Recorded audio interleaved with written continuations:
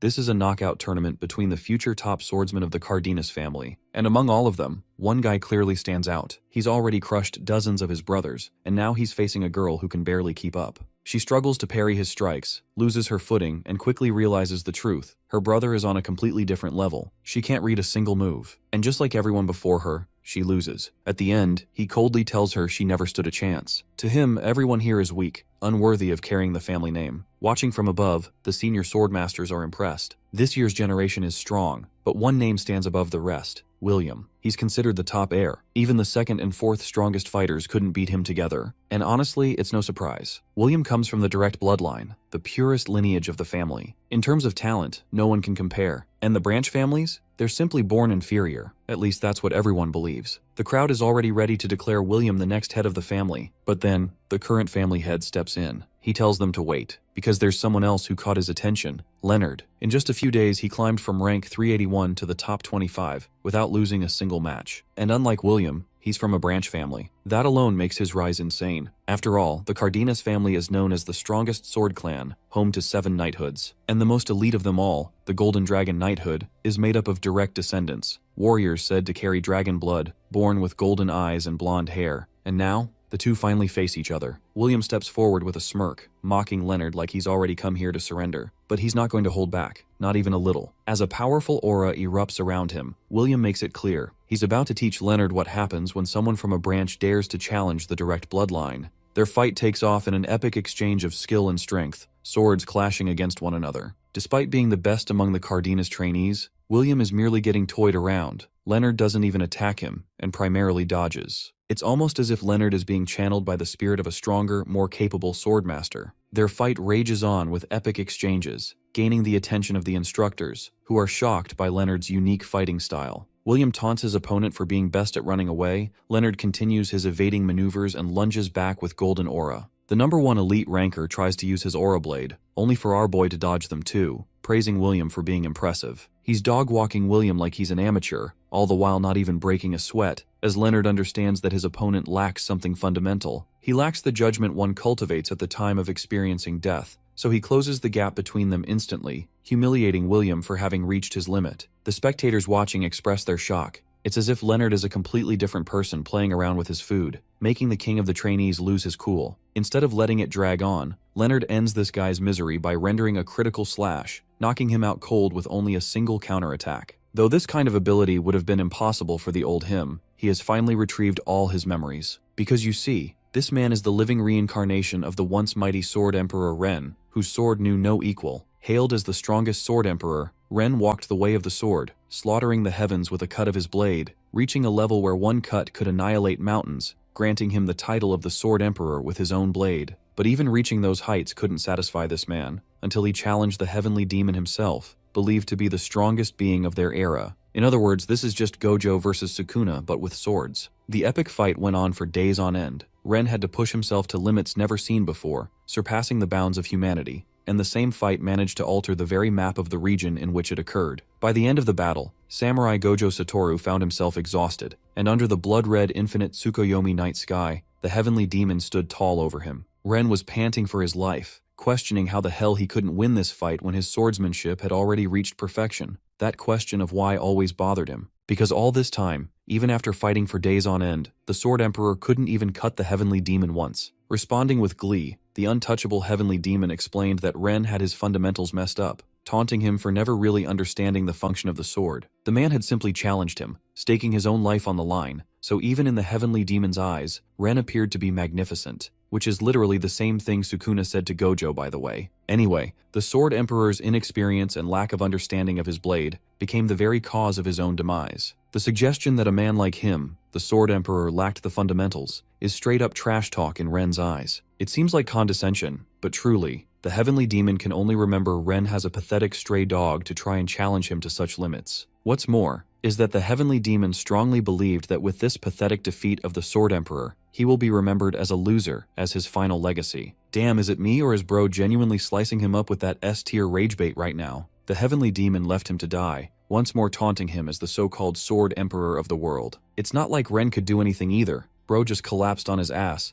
realizing how everything ended so quick and easy for him. Feeling utterly disrespected and regretful of the way he swung his sword, he wished for a second chance, a reality where he could change the outcome of this match, wondering if that would allow him to cut the heavenly demon. And that's how the legacy of the Sword Emperor Ren ended. One symbolized as the ultimate defeat, but also, at the same time, a new legend was born and replaced the old one in an unexpected turn of events. The next time he opened his eyes, the man was inside the Cardenas family training program. Leonard frantically woke up on the ground wearing number 381 as his starting position. Ren had just taken over his body. Startled what the hell happened or why he kept remembering the same dream again. His buddies were really worried this time, thinking that this dude might have actually kicked the bucket for real, while Leonard continued to remain in shock, as if he was missing a part of himself he didn't know about. Their fight resumed from the part where they left off. One dude charged a heavy punch against him, hoping to get at least some payback for the jump scare he left them with. Our boy didn't even think about his next move and simply reacted on pure reflex, catching the punch before it could even reach his face. The sudden catch stunned not only his opponent, but also the rest of the dudes.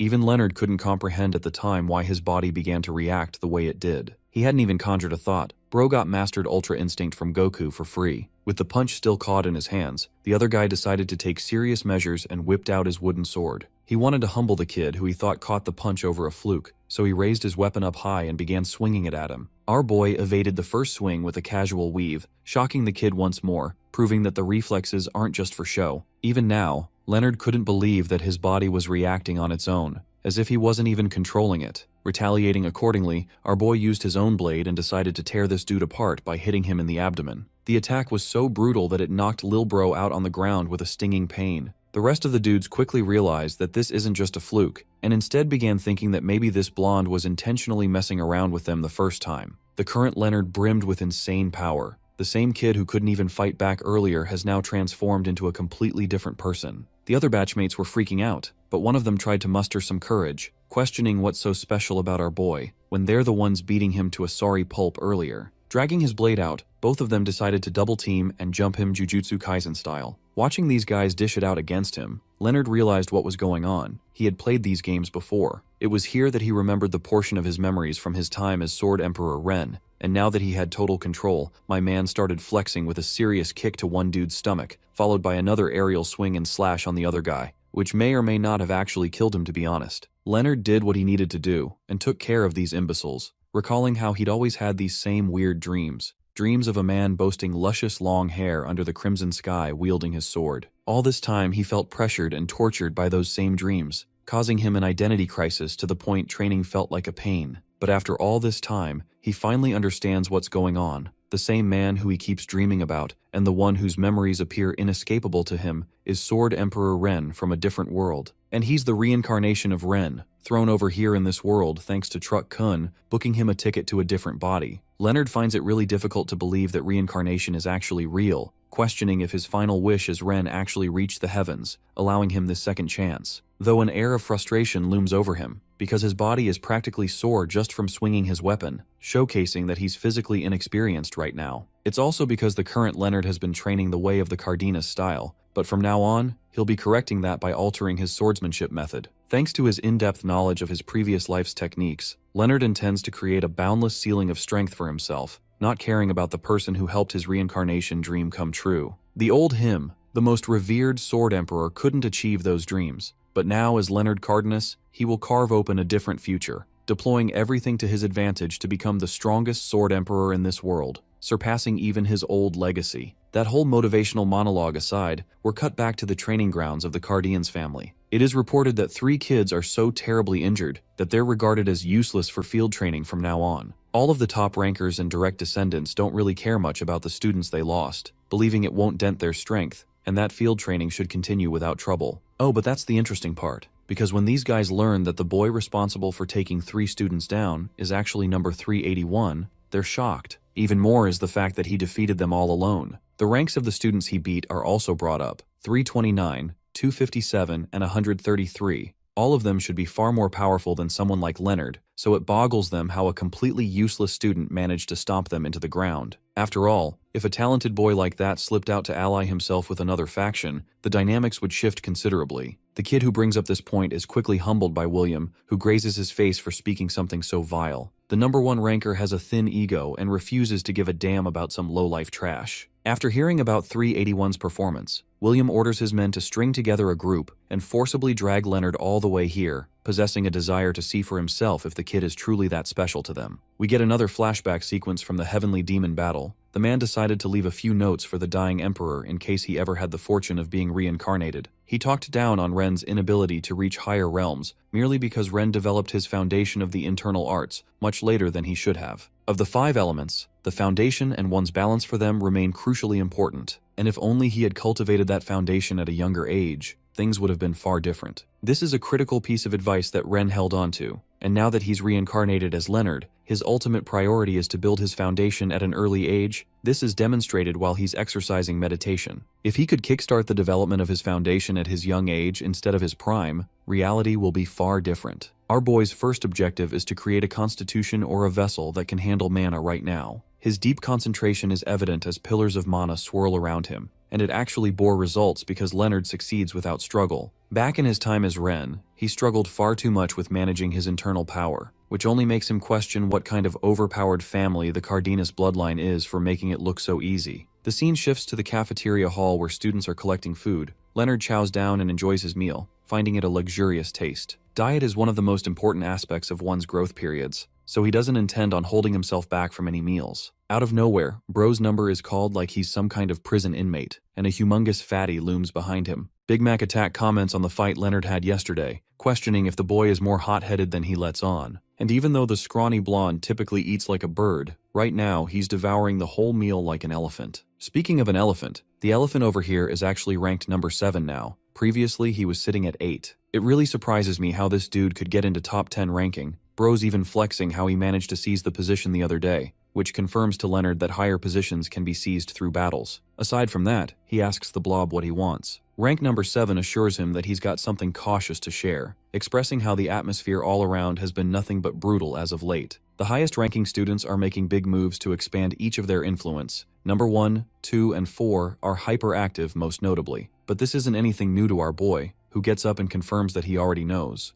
Blonde hair and golden eyes typically signify the direct descendants of the Cardenas family anyway. He speaks a bit casually, and though Fatty looks like a brute, he actually wants Leonard to be cautious as people around are watching closely. Our boy doesn't want to hear a lame essay and demands him to just get to his point. Number 7 is starting to think that this dude has definitely gone crazy for acting so different as of late. Frustrated, Number 7 roars that there's a huge deal why these top rankers are running on expansions lately. The point is that low rankers won't survive without unity. Again, Leonard doesn't get the point of all this or where this is going, so the 7th ranker further shares that more than 50 people have already surrendered to the influence of the top rankers. After all, there's no rule restricting direct descendants from forming groups or factions of their own. And now for the main point. Apparently rank number 3 is actually intent on building a faction of his own alongside 7 and 9, and he's here to extend the invitation to Leonard to help them. Completely expected, our boy slams a heavy refusal, assuring that he doesn't belong in any group, but he's very happy to know what's going on, as it will help him later on. Number 7 is genuinely starstruck how this guy intends on surviving on his own, because refusing an offer like this sounds ridiculous for his rank. Ignoring his stinky breath, Leonard goes outside to catch some fresh air before running into another unexpected encounter. 2 students greet him with mockery, questioning if they enjoyed his meal. These 2 are notably high on the list of rankers, and the duo is here to forcibly seize the boy, asserting that their leader, Lord Number 1, is actually interested in seeing Leonard. Acting arrogant, the fucker stats that he's doing a favor by forgiving him for the incident. And since the boy already refused Sevni's invitation,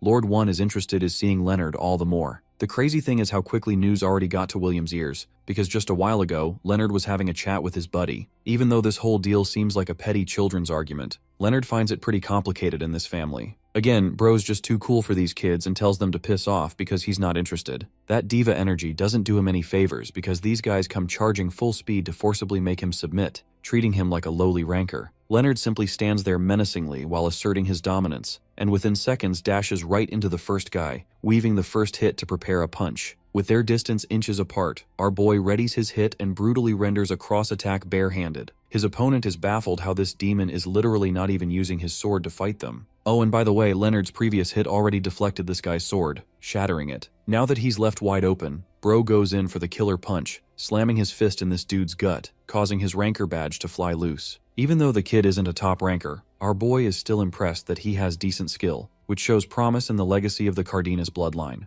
Leonard looks down at the other guy, taunting him for not understanding the fact that they're outmatched against him. Instead of backing out, the other dude thinks he's still gonna win anyways because bro's a few ranks higher than the homie that was just down. You see, he's ranked 98 on the leaderboard. Leonard is really curious to see how he'll end up, so he goes for the speed offensive by teleporting right behind his back. This dude is utterly left helpless because before he could even turn around, the fight ends, knocking his shitty badge on the ground. At the time of this fight, one dude is observing everything from the window, shocked that the kid is practically toying with people much higher on the list. It makes him wonder if Leonard intentionally hid his strength all this time, even though the boy's background seems so clear. Oh, and by the way, our boy is so perceptive that he managed to lock direct eye contact with this weasel, a way to warn him that he knows he's being watched. The observer of the Fugurao trainees quickly jots down his notes, reflecting that there may be a few upsets this year around. He scribbles notes on 381's file and hopes for the boy to prove him with his worth in the future. Oh, and by the way, now that he's annihilated number 98, Leonard's new ranking is officially under 100.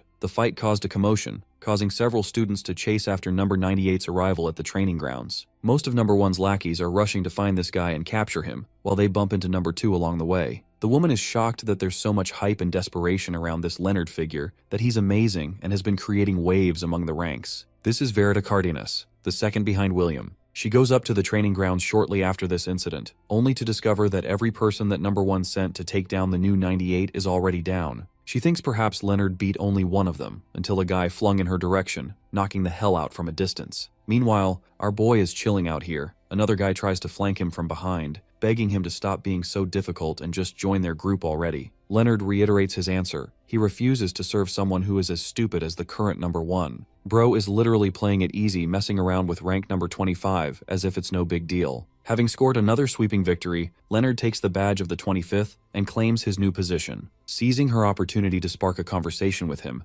Verita congratulates the young talent for being promoted. Leonard questions if she's one of them, to which she declines and emphasizes that she can merely sense the ever-flowing constitution inside his body. It's magnetic and pulsing with flowing energy, making it easy to explain how he got that rank. Our boy finds her sensory abilities quite interesting, questioning if she's got some kind of clairvoyance to her arsenal. Because if she can sense this kind of energy, then Verita must at least possess some kind of mind's eye trait. The mind's eye allows a person to detect and appraise someone's talent, making it an excellent scanning tool against higher-level opponents. It's a powerful trait, no doubt helping cement her position as rank 2. Meanwhile, she's just confused why he's hell-bent on refusing any group participation, arguing that it's going to be impossible to handle training all alone. By the way, the man himself, William, shows up to their little encounter, believing that it's traitorous of Verita to leak confidential information. This is the man who's been causing problems for our boy. William treats his underlings like worthless pieces of trash who couldn't even manage basic tasks like this. As for our boy, the one notable thing he finds about William is how the number 1 ranking boasts an incredible presence. Leonard goes up to have a proper standoff against this man. He'd been curious all this time about what made the number 1 ranker so special. Showing no fear, Leonard even challenges him to a duel here and now, an invitation that pisses William off because this guy is treating him like a joke. The scene causes Verita to laugh uncontrollably, finding the audacity of this newbie really interesting, especially when he's got the balls to say something like that to a direct descendant of the family.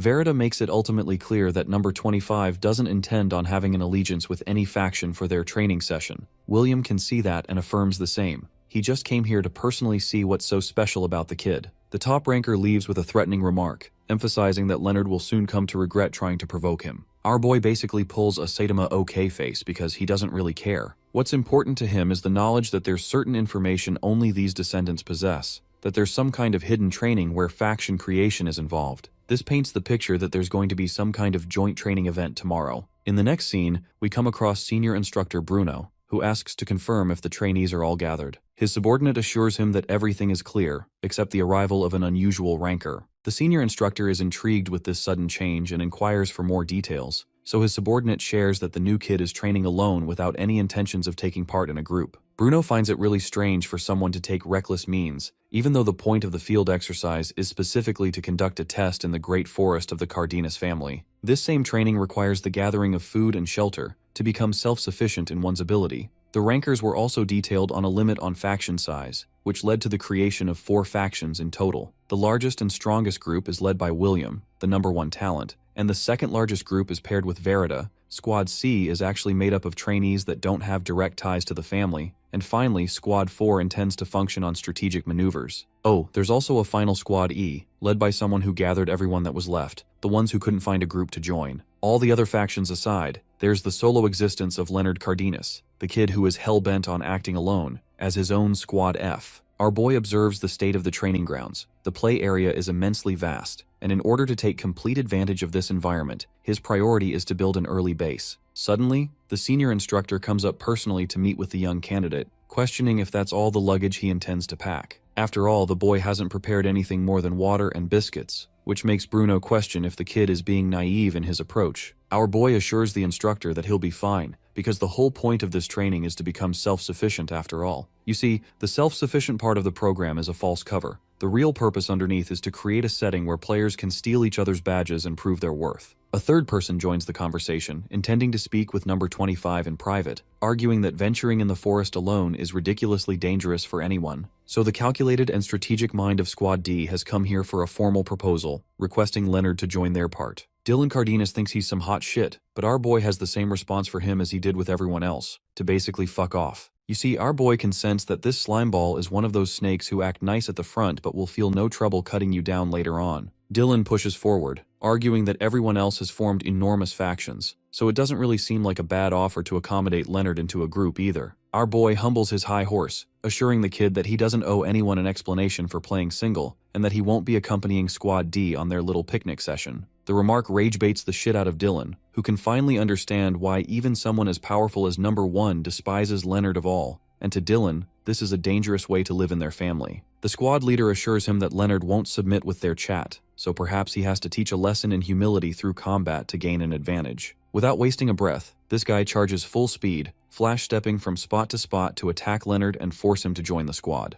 The hit that was supposed to land on our boy ends up wiping a bunch of dust and throwing Lil Bro off balance instead. This dude is stunned how Leonard managed to dodge that hit, while our boy merely flanks him, calling his footwork terrible. That said, my guy obliterates the scumbag with the special technique called unlimited sword backshots. Interestingly, the fainting Dylan reflects that he didn't sense any kind of killing intent from his opponent when he swung his sword, which makes him wonder if this kid has already become some kind of John Wick-level assassin at this age. The attack knocks him to the ground, lights out for Dylan, while senior instructor Bruno is pretty impressed, praising the boy for his smooth moves. At the same time, he explains that Leonard's promotion won't count before the match, and that it's best for him to depart for the test already. Having no qualms against the instructor's words, Leonard senses just how powerful his teacher is for concealing his presence like that too. The craziest part? Bro thinks that even if he was the Sword Emperor Ren from his previous life, he'd still find it a struggling battle to face against someone of Bruno's caliber. All of these recent observations make it very clear that the Cardenas family is truly the greatest Swordmaster clan to exist. Even at such a young age, they've crafted outstanding talent, popping one prodigy after another, which means there has to be some kind of secret dwelling within their bloodline.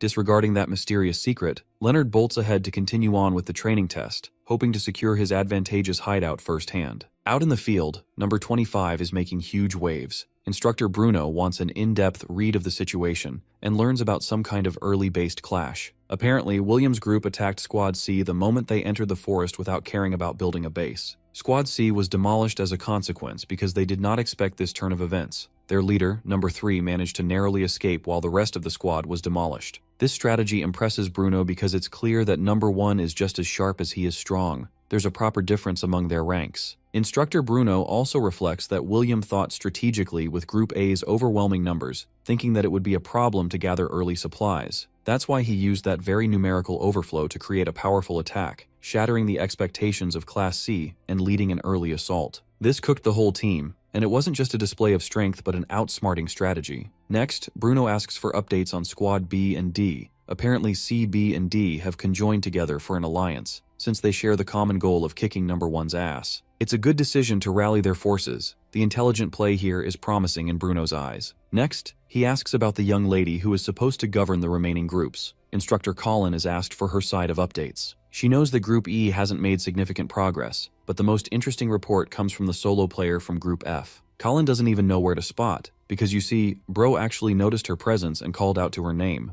Colin's concealment technique, the same one revered as the highest among all the instructors, fell through against this young boy. Leonard addressed her directly and wanted to ask a question, while she was stunned and felt boggled by the kid's ability to detect her. Descending from her position, Colin came up to assist the boy with his question. Leonard explains the situation up ahead, expressing how this cave out here seems to have a beast as a master, but he wants to use it as a sleeping camp for himself. His question is to know if the beast residing here is personally tamed by the Cardenas family, because he didn't just want to recklessly slaughter it without question. Also, the beast is revealed to be a gorgeous azure wolf, and Colin can see right away that it's actually a dire wolf properly trained by the Cardenas family. At the same time, she doesn't have any expectations of a typical trainee to try and best a dire wolf by himself. Intrigued by the limitations of this young boy, Colin decides to let it slide and intends to intervene in case the boy requires her help. She encouraged him to his face, stating that it's a part of the training, and that if defeated the creature, he can capably use its home as a sleeping or food storage position. Of course, Colin doesn't really think Leonard is capable of defeating the wolf in the first place. The monster growls before raging on for the first strike, putting our boy in a defense maneuver, praising the animal for its precise movements. He doesn't stop the shit talk and assures that he'll go easy. So what bro does is literally slam a punch in the creature's belly instead of cutting it down, believing that it's going to earn him a great sleeping position. The dire wolf winces like a puppy before backing off. A mere trainee has intimidated the creature, causing it to position itself and release a ferocious roar. Leonard tries to comprehend the beast's action, wondering if it has lost its senses or perhaps even reason to fight. But if he himself holds himself back, it's possible that getting hurt will cause him and the instructor trouble. So this time, when Leonard dashes in, he has the intention of injuring the beast, and his quick maneuver actually smacks the best on its mouth. One small problem: it's not enough to take the wolf down and nearly results in our boy's arm getting chopped off. Bro refuses to go down at the hands of a shitty direwolf and retaliates with a knee nick straight to its mouth. Watching this one-sided beatdown, Colin is at a loss for words, realizing that this kid isn't in danger. He literally is the danger. At this point, the girl is wondering if she should save the wolf from the monstrous trainee. Anyway, the fight's over, and it rightfully earns our boy his new spot. Oh, but here's the funny bit. After defeating the direwolf so one-sidedly, he actually turns the thing into his cute little pet. One command to sit causes this thing to sit obediently, even roll on command too. These two have formed an excellent bond. Colin is out here questioning her eyeballs on what the hell just happened. She can't figure out how one trainee possesses so much decisiveness in his maneuvers, that someone like him managed to outdo a direwolf all by himself. She expresses that he tamed the monster as part of his abilities, so the bond is justified, except the wolf won't be allowed to be used in combat, but movement is fine. This makes things much more convenient for our boy, who assures the instructor that he won't be using it to cause any harm. Leonard regards one of his techniques to be rather useful, and decides to properly train his new. They go off together to find some food, but interestingly take notice of a sudden fork in the road, signifying the splitting of two groups. Our boy instructs the cute furball to grab anything on his side of the road if it's useful, and so they both scatter in different directions for resource hunting. That aside, we get a scene back to William, who has just obliterated another party, rearing himself as a literal monster on the battlefield. The #1 ranker frankly treats these lowlives as a bunch of shitty candidates in the family that are beyond saving. More than that, he's annoyed that they get to hold such badges, and assures the defeated victim that he'll properly eliminate the kid on their next encounter. Even an entire group of Group E collaborating against one man, jumping him from every direction, wasn't enough to beat him. In other words, William is that much of a god and these imbeciles never stood a chance. This guy thinks they're all shitty and that they've got nowhere to go. Though William spared them the first time, another attack could prove to be their death. The leader, despite his despair,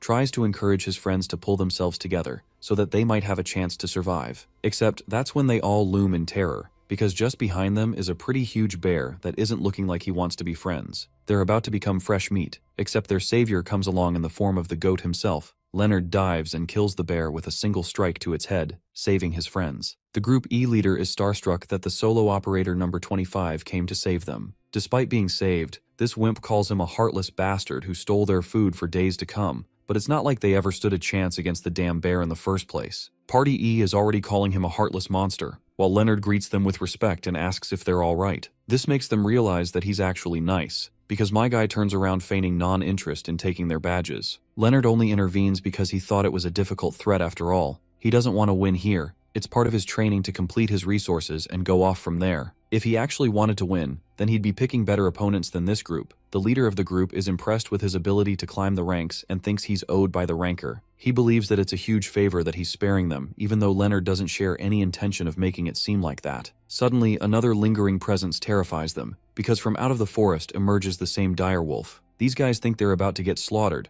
but it's funny when the direwolf acts like a puppy and returns with an interesting find. Our boy is confused because the person he's brought is actually the injured number 3. The state she's in is bad, but she can at least survive. While they're terrified of the direwolf, our boy is chilling around observing number 3's injuries, shocked that a fighter of her caliber could end up like this. He thinks it's probably the other rankers who got the best of her, so he asks if the leader of this group wants to truly live. To make sure they survive, Leonard offers a trade. He's happy to give them the bear to help them survive in the long run, and also leaves the advice for them to not get caught up in numbers senselessly. By the time he leaves the impression through his actions that Leonard is actually a pretty good person. In the next scene, number 3 wakes up, questioning where the hell she's at. She checks her arm. It's all patched up, which means someone offered critical treatment. A voice calls out to her, driving her to quickly get out and attack the person it's coming from. Our boy aura-farms by blocking the kick like it didn't even faze him, and is impressed that her leg's doing better. He urges her to rest up while she demands to take her badge. It's a little confusing because Leonard looks down at her chest, hinting that the badge is already there. This makes the girl flustered for her premature attack, and so she confesses her thanks for being saved, arguing that she won't be offering her badge. It's good because our boy never intended on taking it in the first place. He just wants her to chow down on this salivating meal and enjoy herself. The girl is moved by his generosity. Ren used to be an adult in his previous life, so he feels like it's a responsibility to feed any kid at any point. He then asks about how she got those injuries in the first place.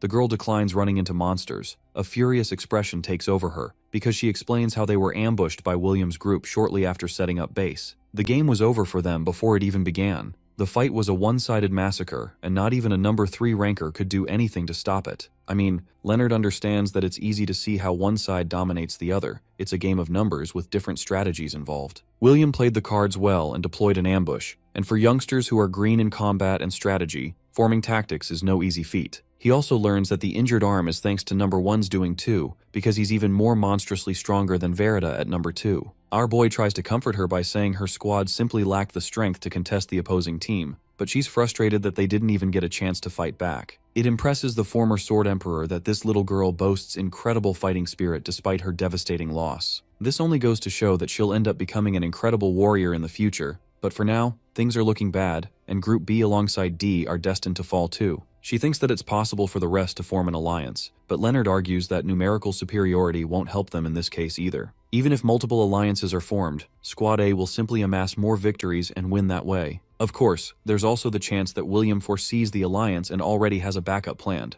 It really shocks Leonard that these kids are out here deploying Ayanokoji levels of strategies just to outsmart each other. Our boy crafts a proper plan to target Willima's group's weak point. His goal is to put all forces to pressure number 1. After all, the squad circles around him, so if they can annihilate the main driving force, the core and pillar of the team, the rest will quickly disintegrate into an unorganized mob, leaving chaos for the largest faction. The good thing? This girl is already hell-bent on seeking revenge, so he asks her to trust him all the more on this plan. Despite her hesitation, she decides to declare him her squad leader, offering full subservience to his cause.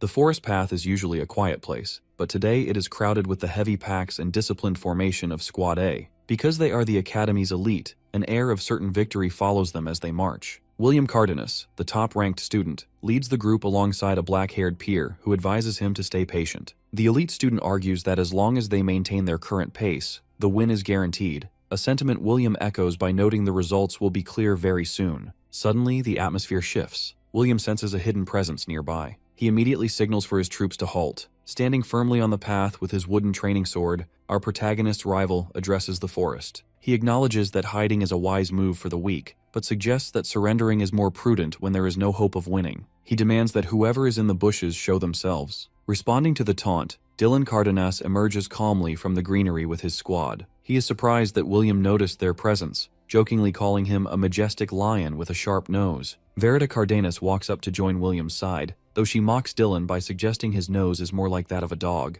William looks down on the lower-ranked students with pure disdain, claiming those at the top can easily read the thoughts of the rabble. He insults Dylan's intelligence and expresses shock that someone of such a low level would dare to stand before him, calling him a stain on the family name. William turns his attention towards Verita, asking if she always enjoys acting so haughty. She simply draws her wooden blade with a smile, comparing William to a peacock rather than a dog. This insult causes William's temper to flare, and he points his weapon at her, claiming his attitude is simply the dignity she lacks as an incompetent woman. The tension breaks as both groups collide in a violent burst of speed. The impact of their wooden weapons is so intense it practically cracks the earth. Seeing an opportunity, a female senior from Squad E leads a secondary charge from the flank, ordering her units to annihilate Squad A. In response, Number 5 yells for his elites to tighten their defense and hold the line. The forest erupts into a massive chaotic melee as Squads F and E swarm the elite defense line in a frantic brawl. Within the chaos, Verita struggles to hold her own against William's overwhelming power. Every time she blocks, her wrists throb from the sheer weight of his blows. She tries to use her mind's eye to find a weakness, but William appears as a distorted, monstrous image that her special sight cannot process. He is simply too fast and too strong.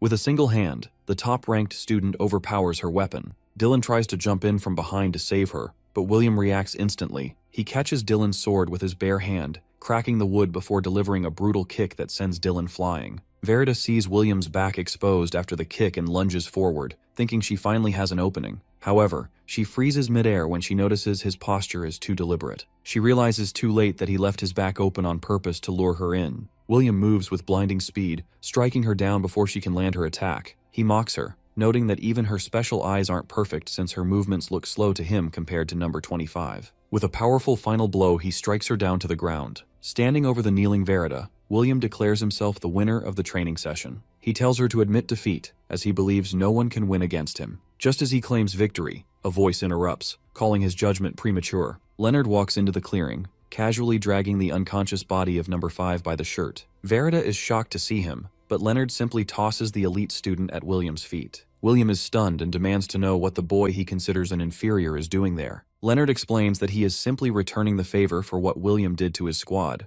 When William laughs and says Leonard shouldn't even have a squad, Leonard calmly explains that while he didn't have one at first, things have changed. A deafening roar echoes from the forest, drawing William's attention to the hill. A massive army of students from Squads F and E is charging down toward Squad A's position. Our hero explains that this is the rebellion of the people William deemed worthless. A flashback reveals how this happened. Earlier, Squad E had successfully hunted a giant wolf, which gave them the resources to survive. Leonard and number 3 approached the celebrating group to offer an alliance. Although the leader of Squad E felt they were too weak to help, Leonard challenged that mindset. He told them not to be bound by their rank numbers, as they all received the same rigorous Cardenas training. Leonard's logic is that since their growth speed is roughly the same, numbers are just name tags. He points out that while only a few people manifest unique traits, the base potential of most students is nearly identical. He uses himself and the blue-haired girl as examples, showing how she climbed up from a branch family and he crawled up from the bottom through sheer effort. He yells at the hesitant leader, explaining that their problem isn't a lack of strength, but a lack of courage and the heart to believe in themselves. By extending his hand in partnership, Leonard convinced them to join him in taking down number 1. Back in the present, number 3 stands on a rock and leads the charge, telling the students to seize victory for the sake of the man who believed in them. William is disgusted that she would team up with people he considers inferiors,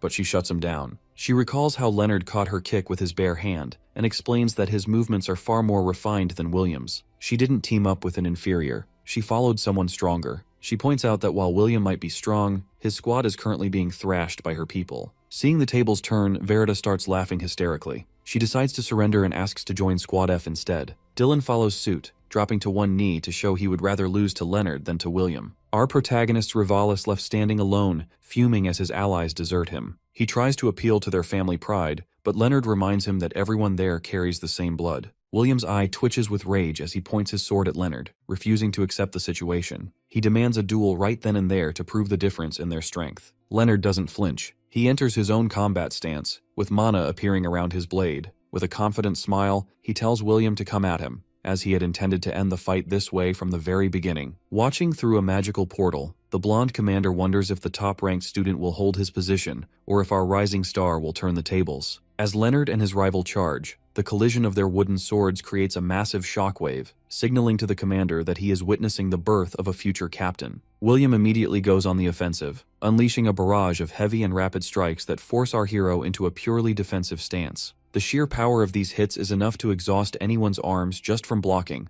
but Leonard remains focused. As they trade blows, William internally mocks the boy, thinking his movements are too easy to read for someone of his status. However, William suddenly shifts his style, swinging from a distorted and unnatural angle that catches our protagonist by surprise. This unusual technique is exactly how William defeated the second-ranked student earlier, but as the fight continues, Leonard begins to adapt. The commander is impressed to see that our hero is actually seeing through these complex techniques in real time. It is a feat that even the higher-ranked elites couldn't manage, especially for someone without an innate trait. By analyzing the force behind each strike, Leonard realizes that his opponent isn't just relying on muscle. He deduces that William's secret trait is psychokinesis, an invisible power that allows him to put massive destructive force into swings from angles where a normal human shouldn't be able to generate power. Because of this invisible advantage, William is able to defy common sense, launching attacks that would catch even an experienced trainee off guard. When the two blades lock in a stalemate, William realizes our guy has figured out his secret. He is frustrated and demands to know why Leonard has been hiding such high-level strength all this time. Our protagonist doesn't give a verbal answer, choosing instead to let his sword work speak for him as a golden crest appears, symbolizing his readiness to fight like a true member of the House of the Sword Duke. In response, William escalates the fight by using his psychokinesis to launch long-range energy slashes. Leonard is momentarily shocked by the range of these attacks, acknowledging that the top rank wasn't just for show. As William prepares a massive aura of blue energy to finish the fight,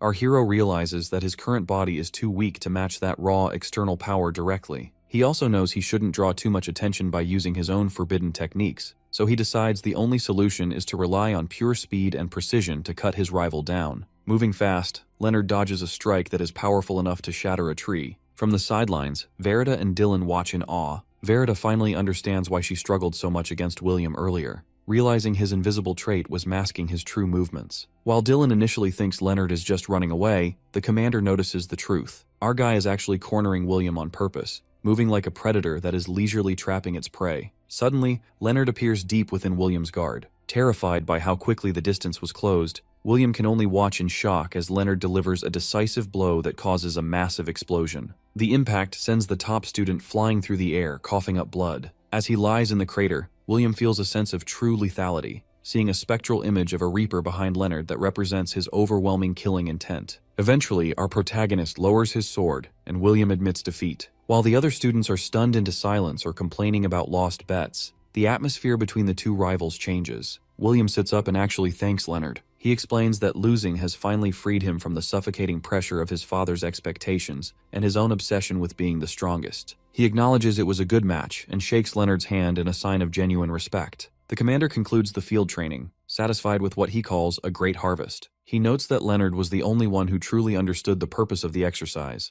which was about leadership and strategy as much as combat. While the team marvels at how Leonard turned the lower-ranked squads into a winning army, the commander orders them to prepare for the return trip. He also instructs to contact the main house, declaring that it is finally time for the coming-of-age ceremony. Later, under the vast starlit sky, Leonard spends his final night in the forest, sharing a quiet moment with the giant blue wolf. He gently strokes the creature's nose, explaining that he has to leave the following day and cannot take the beast with him. Sensing the wolf's sadness, he offers a bittersweet smile and promises that this isn't a permanent goodbye. Since he intends to return once he is stronger, he encourages the wolf to grow powerful enough to keep up with his future journey. As he walks away, the wolf lets out a series of howls toward the full moon, and our protagonist resolves to finally give the creature a proper name when they eventually reunite. The scene transitions to the following day inside a moving carriage where the dynamic has shifted significantly. Despite their previous rivalry, William is now sitting with Leonard, while Dylan, Verita, and the girl number 3 occupy the opposite seats. The group is surprised to find themselves sharing a ride, but they explain their presence through a mix of curiosity and newfound respect. Verita admits she followed the star of the training session, while Dylan simply wanted to speak with the man who climbed from the bottom of the ranks to the very top. William, though clearly irritated by the chatter, has focused his attention entirely on Leonard to discuss the next phase of their education. With the field training over, the descendants of Cardenas must now undergo the blood awakening ceremony. William explains that their family possesses unique internal organs that normal humans lack, and the ceremony is a ritual designed to activate them. This revelation explains why their previous training was limited to basic subjects. The real work begins only after these organs are functional. Once awakened, these mana cores allow a person to manipulate energy with far greater freedom. This is also why the Academy banned external aids like spirit fruits or stones, as the focus must be on developing this internal power. The conversation reveals that upon completing this ceremony, the trainees will join the Young Dragon Knighthood. This is a specialized elite unit focused on real-world combat education and tailored curriculums for every student. Leonard is surprised to hear this, as the knighthood is not yet public knowledge.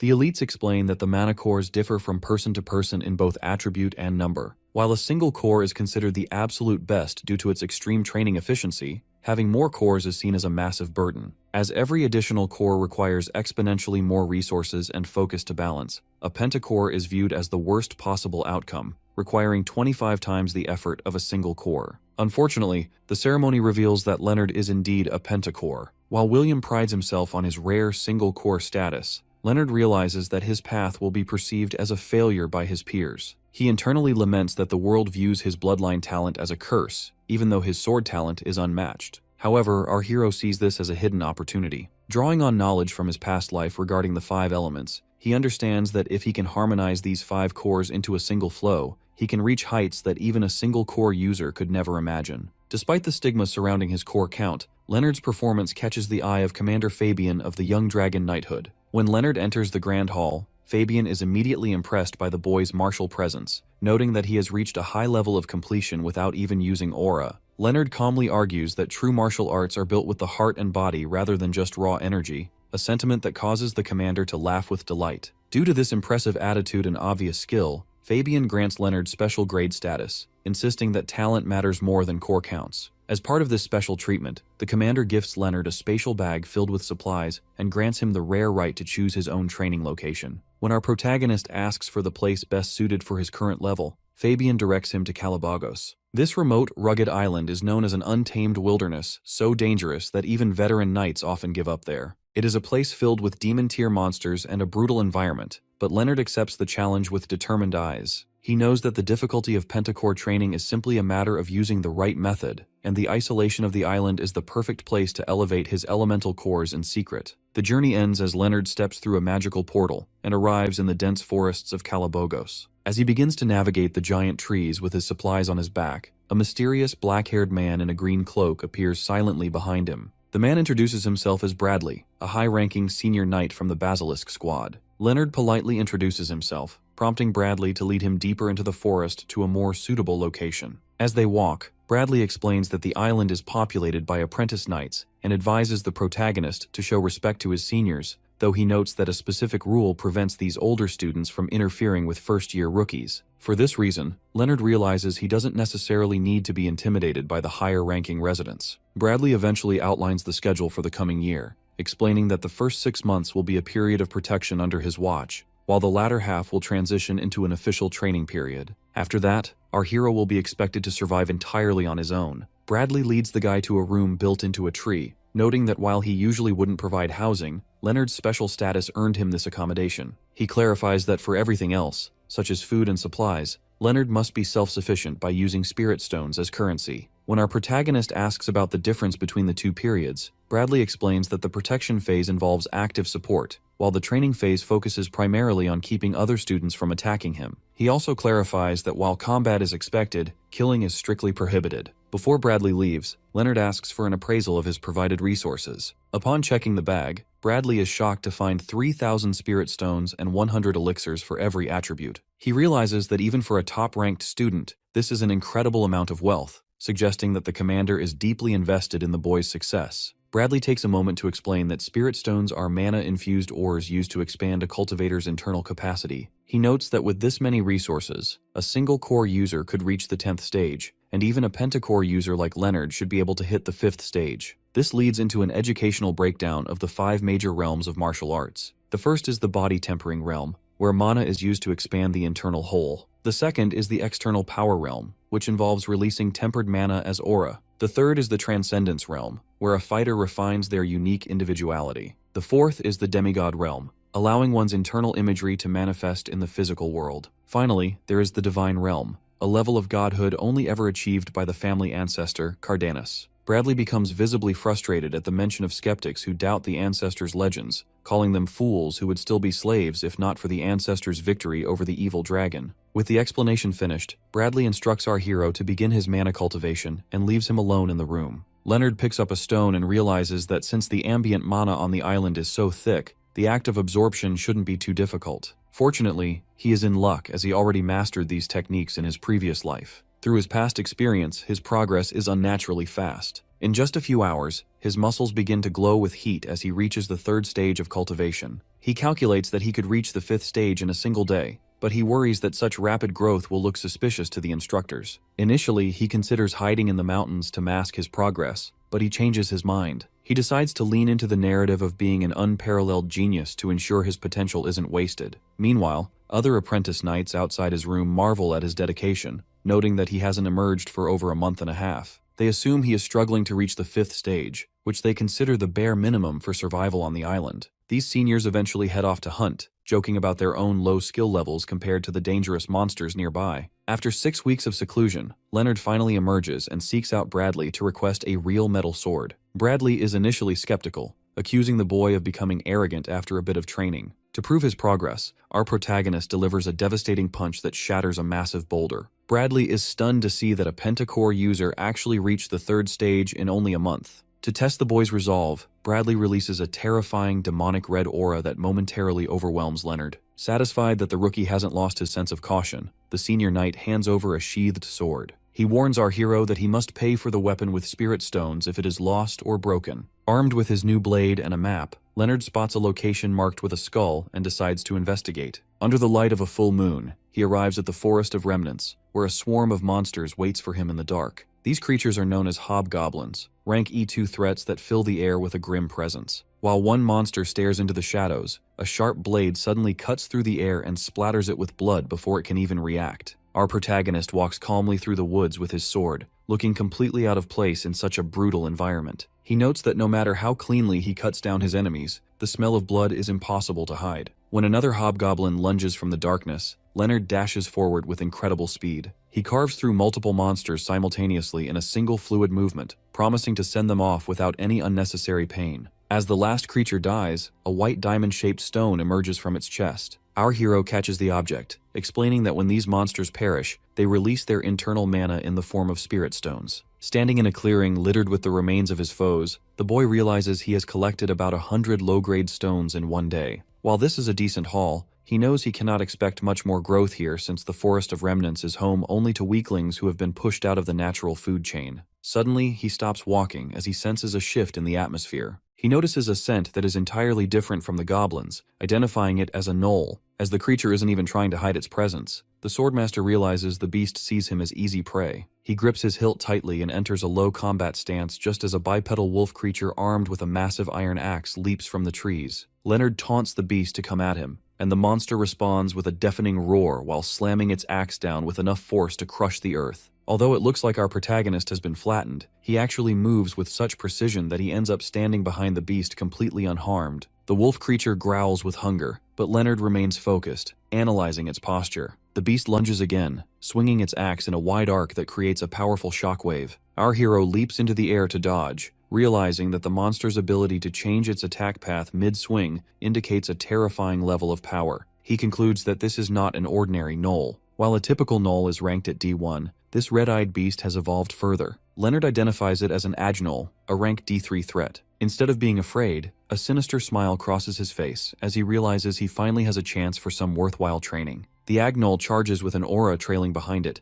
but our guy moves with fluid grace, confident that such wild attacks will never hit him. He ducks under a horizontal swing that throws sparks against his sword and watches as the monster buries its axe deep into the dirt. Seeing the weapon stuck in the ground, Leonard spots a decisive opening. Since the creature's thick muscles and bones protect its body, he targets the throat, which remains vulnerable. He lunges forward and delivers a powerful thrust into the beast's neck, triggering a massive explosion of mana. As the dust settles, the agnoll disintegrates into particles, leaving behind a large purple crystal. Leonard is pleasantly surprised to find a mid-grade spirit stone, which is worth 100 low-grade ones. He realizes that if creatures of this caliber live here, his internal energy will grow much faster than expected. He decides he has no more business in the forest for now and heads back to his quarters. Later, sitting cross-legged in his treehouse, Leonard absorbs the mana like a whirlpool. He is shocked to find he has already reached the 10th stage of body tempering. However, he sees a potential problem. If a pentacore user like him achieves this level of success in only a few months, it will draw far too much unwanted attention. He begins to wonder if there is a way to gather more resources without standing out. Outside his door, 3 senior apprentice knights in black uniforms have been checking on him for 3 months.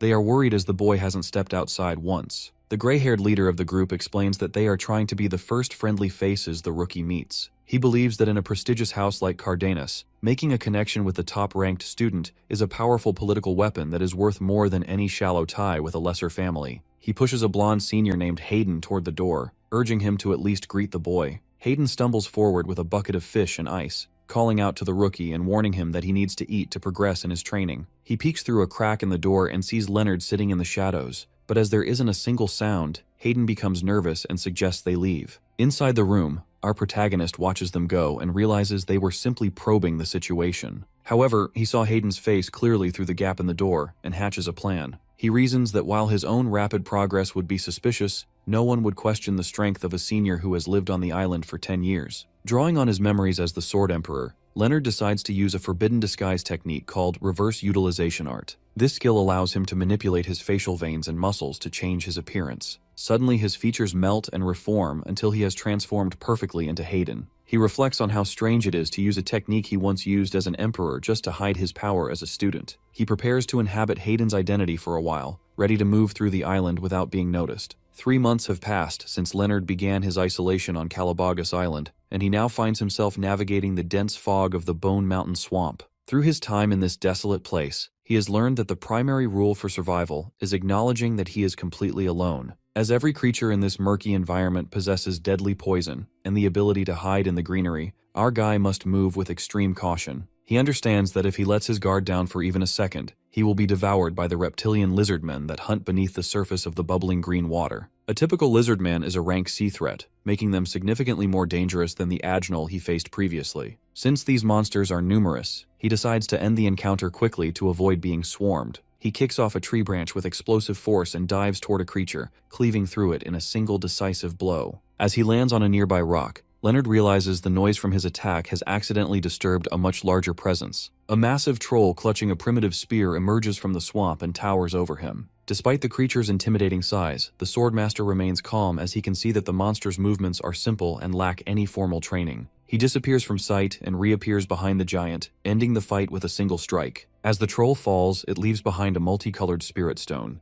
By collecting this prize, Leonard notes that he has now gathered 1,500 mid-grade spirit stones. He concludes that the total mana within this haul is more than enough to reach the next stage of his cultivation in one go. Crossing a major boundary is an intense process that creates an explosion of energy. Our protagonist is currently at the 10th stage of the body refining realm and continues to use his Hayden disguise to avoid suspicion. However, he knows that breaking through to the next realm will release so much mana that it will be impossible to keep his progress a secret on the island. For this reason, he begins searching for a secluded space that can suppress the mana explosion and provide shelter from the elements. While pushing through a curtain of vines, he discovers a hidden valley filled with plants. He is shocked to find a field of rare spirit herbs that have a much higher mana absorption rate than spirit stones. He notices a muscular troll guarding the field, but before the monster can react to his presence, a giant white lycanthrope leaps from a cliff and attacks. Leonard watches from the shadows as the two beasts engage in a violent territorial dispute. He is impressed as the troll can manipulate dozens of tons of earth and stone while the wolf creature dodges with the speed of lightning. Realizing this elemental battle won't be settled quickly, he sees an opportunity to slip toward a cave entrance behind the monsters. He reasons that if a troll of that caliber is guarding the area, there must be incredible treasure inside.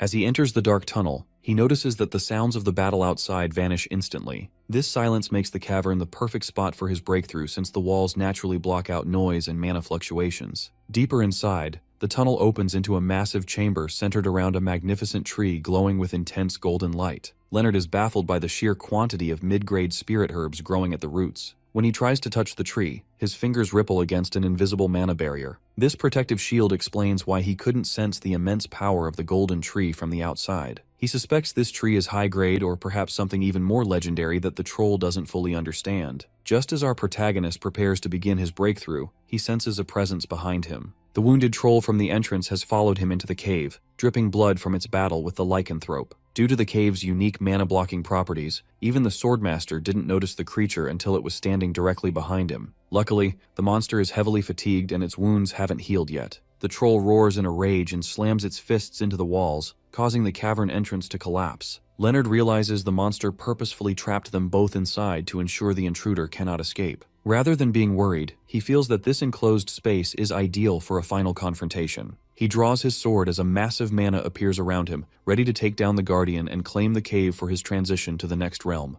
As he engages the wounded troll in battle, Leonard uses his speed to move around constantly, jumping from one position to another. He carefully studies the monster's attack pattern and starts wondering if it has already realized the massive difference in speed between them. The troll, however, keeps throwing rocks in a reckless manner, which the MC barely manages to dodge each time. Leonard grows concerned that even a single rock could take him down instantly. Because of that, he decides not to take unnecessary risks and plans to finish the fight with one decisive strike. He attempts exactly that by swinging his sword with precision, but the troll turns out to be smarter than expected and survives the attack by using the surrounding earth and rocks to block it. The troll does not stop there and quickly turns around. It launches a fire punch directly at the spot where Leonard was standing, but the boy manages to dodge the attack once again thanks to his sharp reflexes and high speed. At this point, he has no doubt that this monster had defeated the lycanthropes because it is capable of using two elements. Now that the monster has started using fire attacks, Leonard realizes that simply closing the distance will not work anymore. He keeps avoiding the attacks while trying to think of a different strategy. As he glances at the intense flames, he understands that even a brief contact could burn him badly to end up as barbecue for the monster. He now focuses on finding some kind of gap or weak point that he can exploit if he wants to win against the troll. Leonard carefully observes while dodging each incoming strike until he finally spots an opening around the troll's injured leg. He immediately dashes toward it, lands on the monster's leg, then jumps up and attacks its neck before pulling back. As he flips backward in a clean somersault, he quickly follows up by rushing in again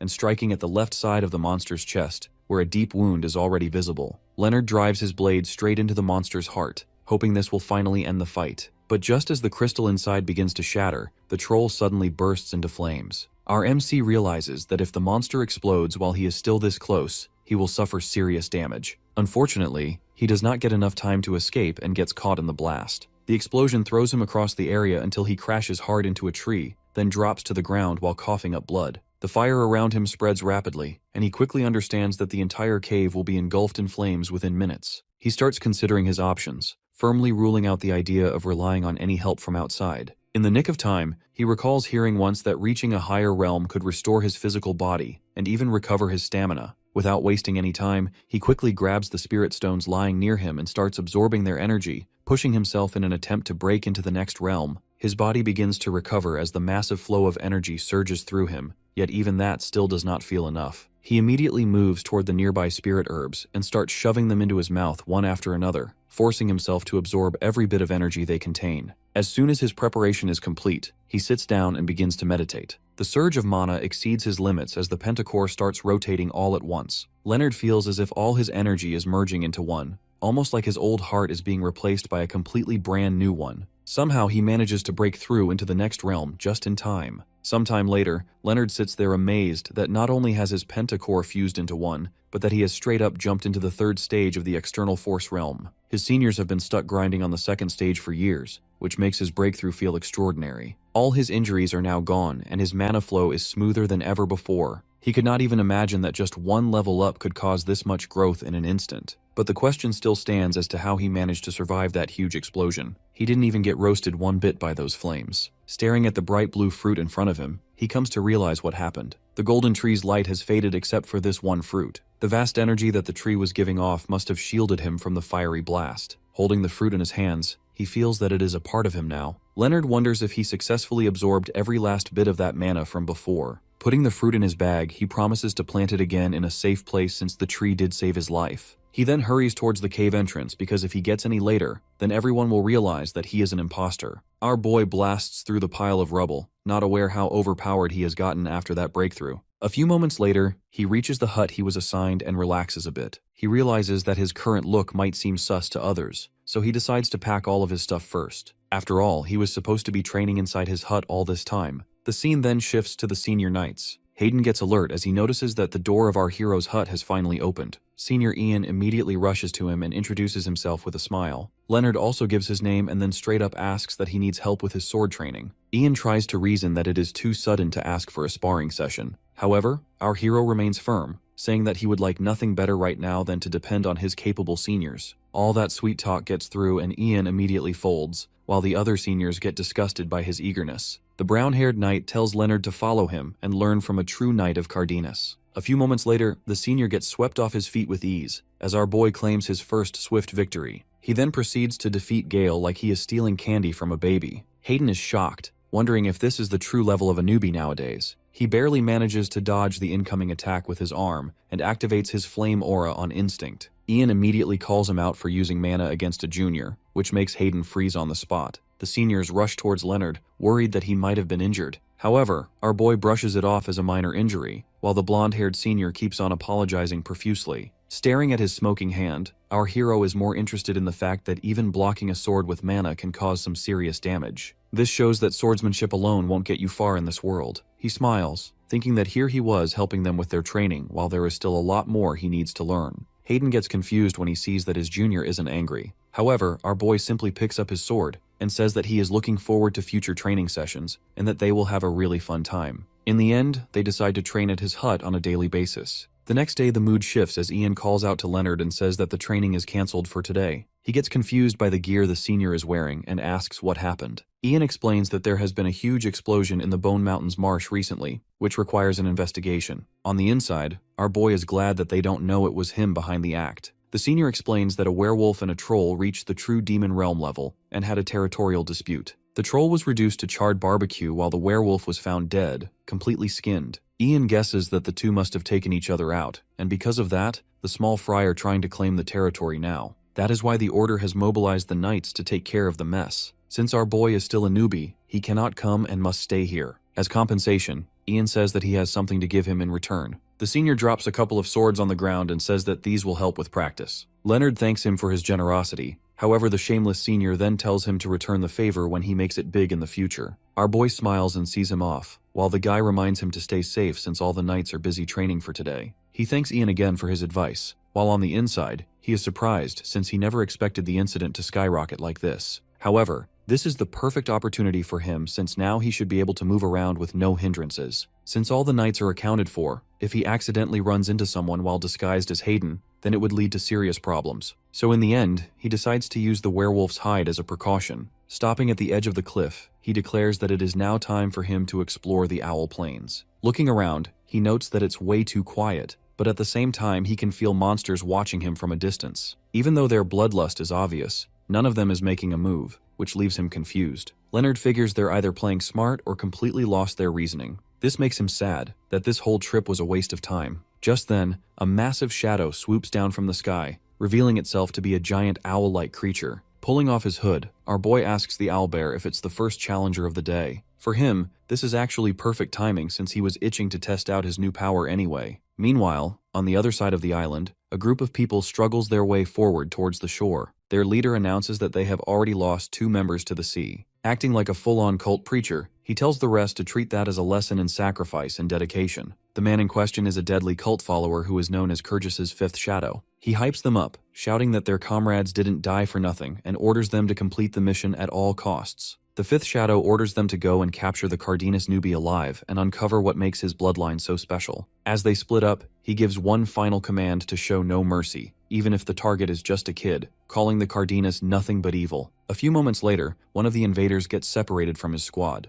The guy is immediately shaken by how many A-ranked monsters are roaming this island. Since he's just a low-rank fighter, fighting them isn't even an option, so he's forced to keep running. It freaks him out, making him question why the Cardenas would even come to a dangerous place like this. After a while, he manages to calm down and pushes deeper toward the center. Strangely enough, the monsters start getting weaker the further he goes, which makes him realize someone has been clearing them out. Soon enough, he spots an owlbear and thinks he can at least handle this one. But the moment he climbs onto it, he realizes it's already dead. That instantly puts him on edge as he looks around in fear. After scanning his surroundings, he notes that there isn't just one corpse here, which means whoever did this is definitely a pro. Suddenly, a rock comes flying at him out of nowhere, but he reacts in time and slices it apart, shouting for the attacker to show themselves. Right on cue, our boy steps in and claims that line for himself. Before the cultist can even process what's happening, Leonard closes the distance and lands a clean jab to his neck, then casually asks who he is. He even mocks him, asking if he forgot how to speak, and promises to drag every bit of information out of him. The cultist immediately panics and swings his sword wildly. Our hero steps back, reading the killing intent behind the strike, and realizing this guy is actually going all out. That only makes the thug more nervous, since a kid is easily dodging all of his attacks. Leonard then slips behind him and launches a surprise attack, but his blade bounces off the guy's armor. That makes him pause, wondering if it's some kind of magical artifact. Sensing danger, he quickly retreats, just as a massive snake manifests around the cultist.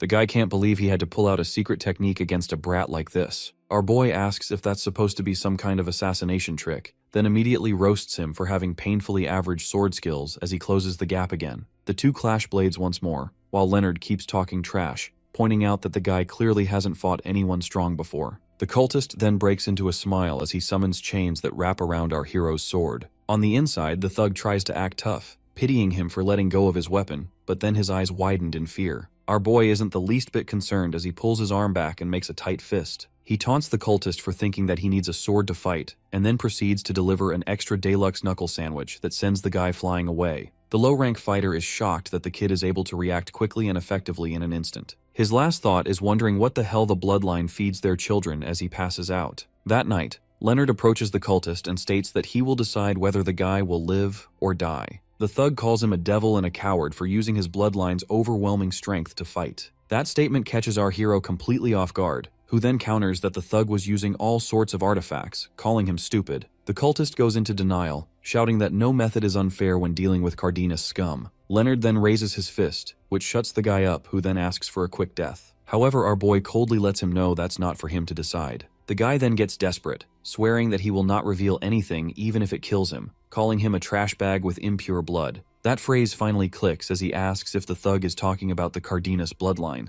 The cultist claims that the blood flowing through our boy's veins is sinful. He says that all Cardenas descendants are not human, and this time, an abomination with monstrous strength has been born in the wretched clan. Leonard smiles and states that the guy sure knows a lot, and he wouldn't mind juicing out more info out of him. Leonard's captive prisoner had quite a nasty mouth on him. He questioned why the Cardenas family was so guarded, that even the branch families weren't based outside the bubble of their country. It's obvious that their bloodline holds untold secrets. If their progenitor was as heroic and orthodox as detailed in the legends, there should be no need to hide. Leonard half-heartedly listened to the vitriolic rant. He could see that this man envied the power and prosperity of his family to the point of throwing his knight's honor to kidnap a child. If this man intended to fight fair and square from the jump, he would not have brought such childish restraining devices. Leonard firmly asserted that even if these pathetic people uncover the secrets of Cardenas, nothing will change. Third-rate dwellers of the frontier, lacking both power and honor, will remain third-rate. With how pathetic they've devolved, can they even face their ancestors? The prisoner snapped at the youngster's annoyingly accurate insults. Based on that reaction, Leonard determined that the man came from the kingdom of Kyrgyz. When the mind is disturbed, one tends to forget even the most obvious tricks. Leonard forcefully opened the prisoner's mana circuits. He will die shortly, but they still have time for a chat to squeeze every relevant intel necessary. Kyrgyz was a small to medium-sized kingdom in the western part of the continent. It was formerly known as the Holy Land of Knights until a few centuries ago, when the Cardenas appeared. The Knights of Kyrgyz Kingdom suffered a crushing defeat at the hands of the Red Dragon Knights. A single defeat that occurred overnight erased them from history, forgotten by the world. Cardenas took over as the Holy Land of aspiring knights. It sounds like these people infiltrated Kalabogos to attack Cardenas and reclaim their lost reputation. They intend to probe the secrets of the family's bloodline.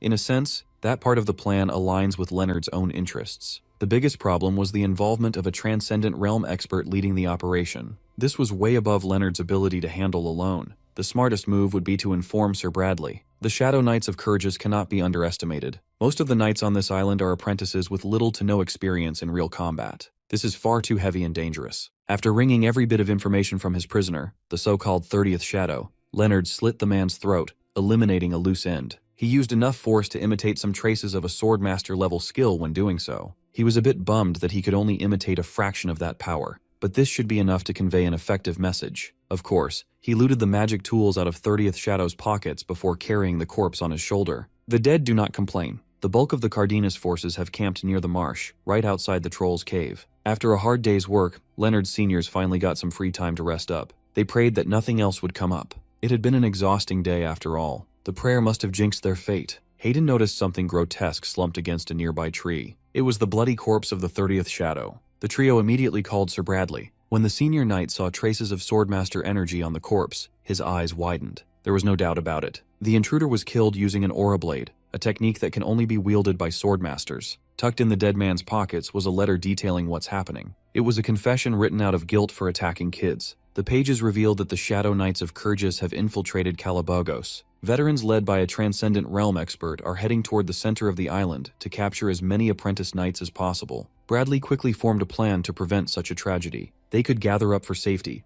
but the leader of the Shadow Knights will pose a massive problem regardless. The senior knight instructed Ian to sound the alarm for an emergency gathering. When the sound of danger rang out all over the island, every knight ran to the meeting point. Leonard was glad that Sir Bradley noticed the intent of his gruesome art project. When everyone was accounted for, Bradley informed them that this was not a drill. There are intruders on the island, and their military strength is formidable. The enemy force consists of 30 knights above the 8th stage of the external power realm. Among them, there is one knight in the transcendent realm of the Swordmaster. As Knights of Cardenas, they must be aware of how strong that individual is. They just have to imagine being hunted by Commander Fabian of the Young Dragon Knights. Swordmasters are widely classified as walking disasters. No matter the number of troops thrown at them, they will shred everything. Sir Bradley gave his men a choice to activate the space gate right away, to hide, abandon the island, or wait for family reinforcements. Or they could stay and face the enemy. The choice is in their hands. In Leonard's eyes, this could be a very valuable experience for inexperienced apprentice knights.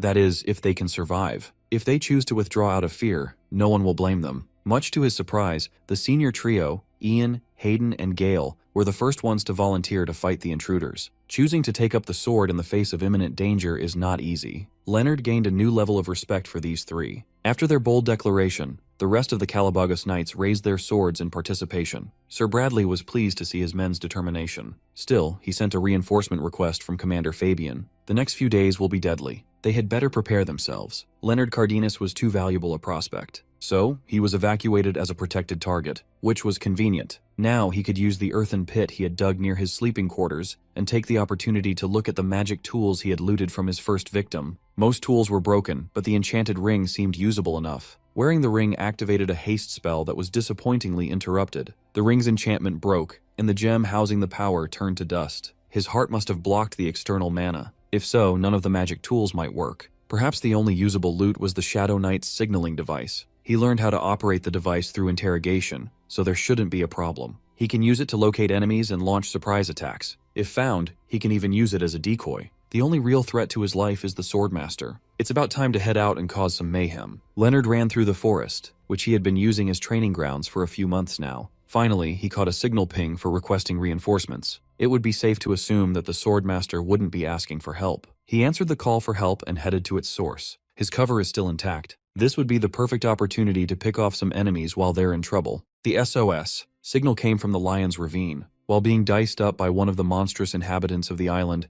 the Shadow Knights shamelessly blamed the Cardenas for their misfortune. They were not prepared to face an A-rank manticore on this cursed island. Even though they can be considered veterans, a monster like this was way above their pay grade. The manticore himself looked nasty too. His tails were the main problem at the moment. It was strong, fast, and capable of multitasking. It took the dumbass Shadow Knights way too long to cut their losses, ignore the beast, run, and prioritize what they came for. When they received a reply to their distress signal, they were reinvigorated. They convinced themselves that an A-rank acting alone can be taken down if backup arrives. But when the comrade they had been relying on arrived, all he brought was despair, not assistance. Leonard jumped right into the battlefield and sliced through 3 incapacitated Shadow Knights in one go. Their communication signal was compromised somehow. When asked how, Leonard taunted that he simply provoked the 30th Shadow a little, and he started blabbing everything. The Kyrgyz people are truly pathetic. Insulted, the Shadow Knights forgot about the Manticore and attacked the blonde boy. They just proved how accurate his trash talk was. These guys were way too easy to rage bait. They let their emotions blind them. For the sake of their fallen comrades, the supposed veterans threw caution to the wind and charged the Cardenas Devil. Halfway through the charge, they were flattened to the ground one by one. Leonard didn't even move an inch. He let the monster do all the work. The ugly manticore was scoring kills left and right. It had the body of a lion, a snake's tail, and normally the face of a goblin or troll.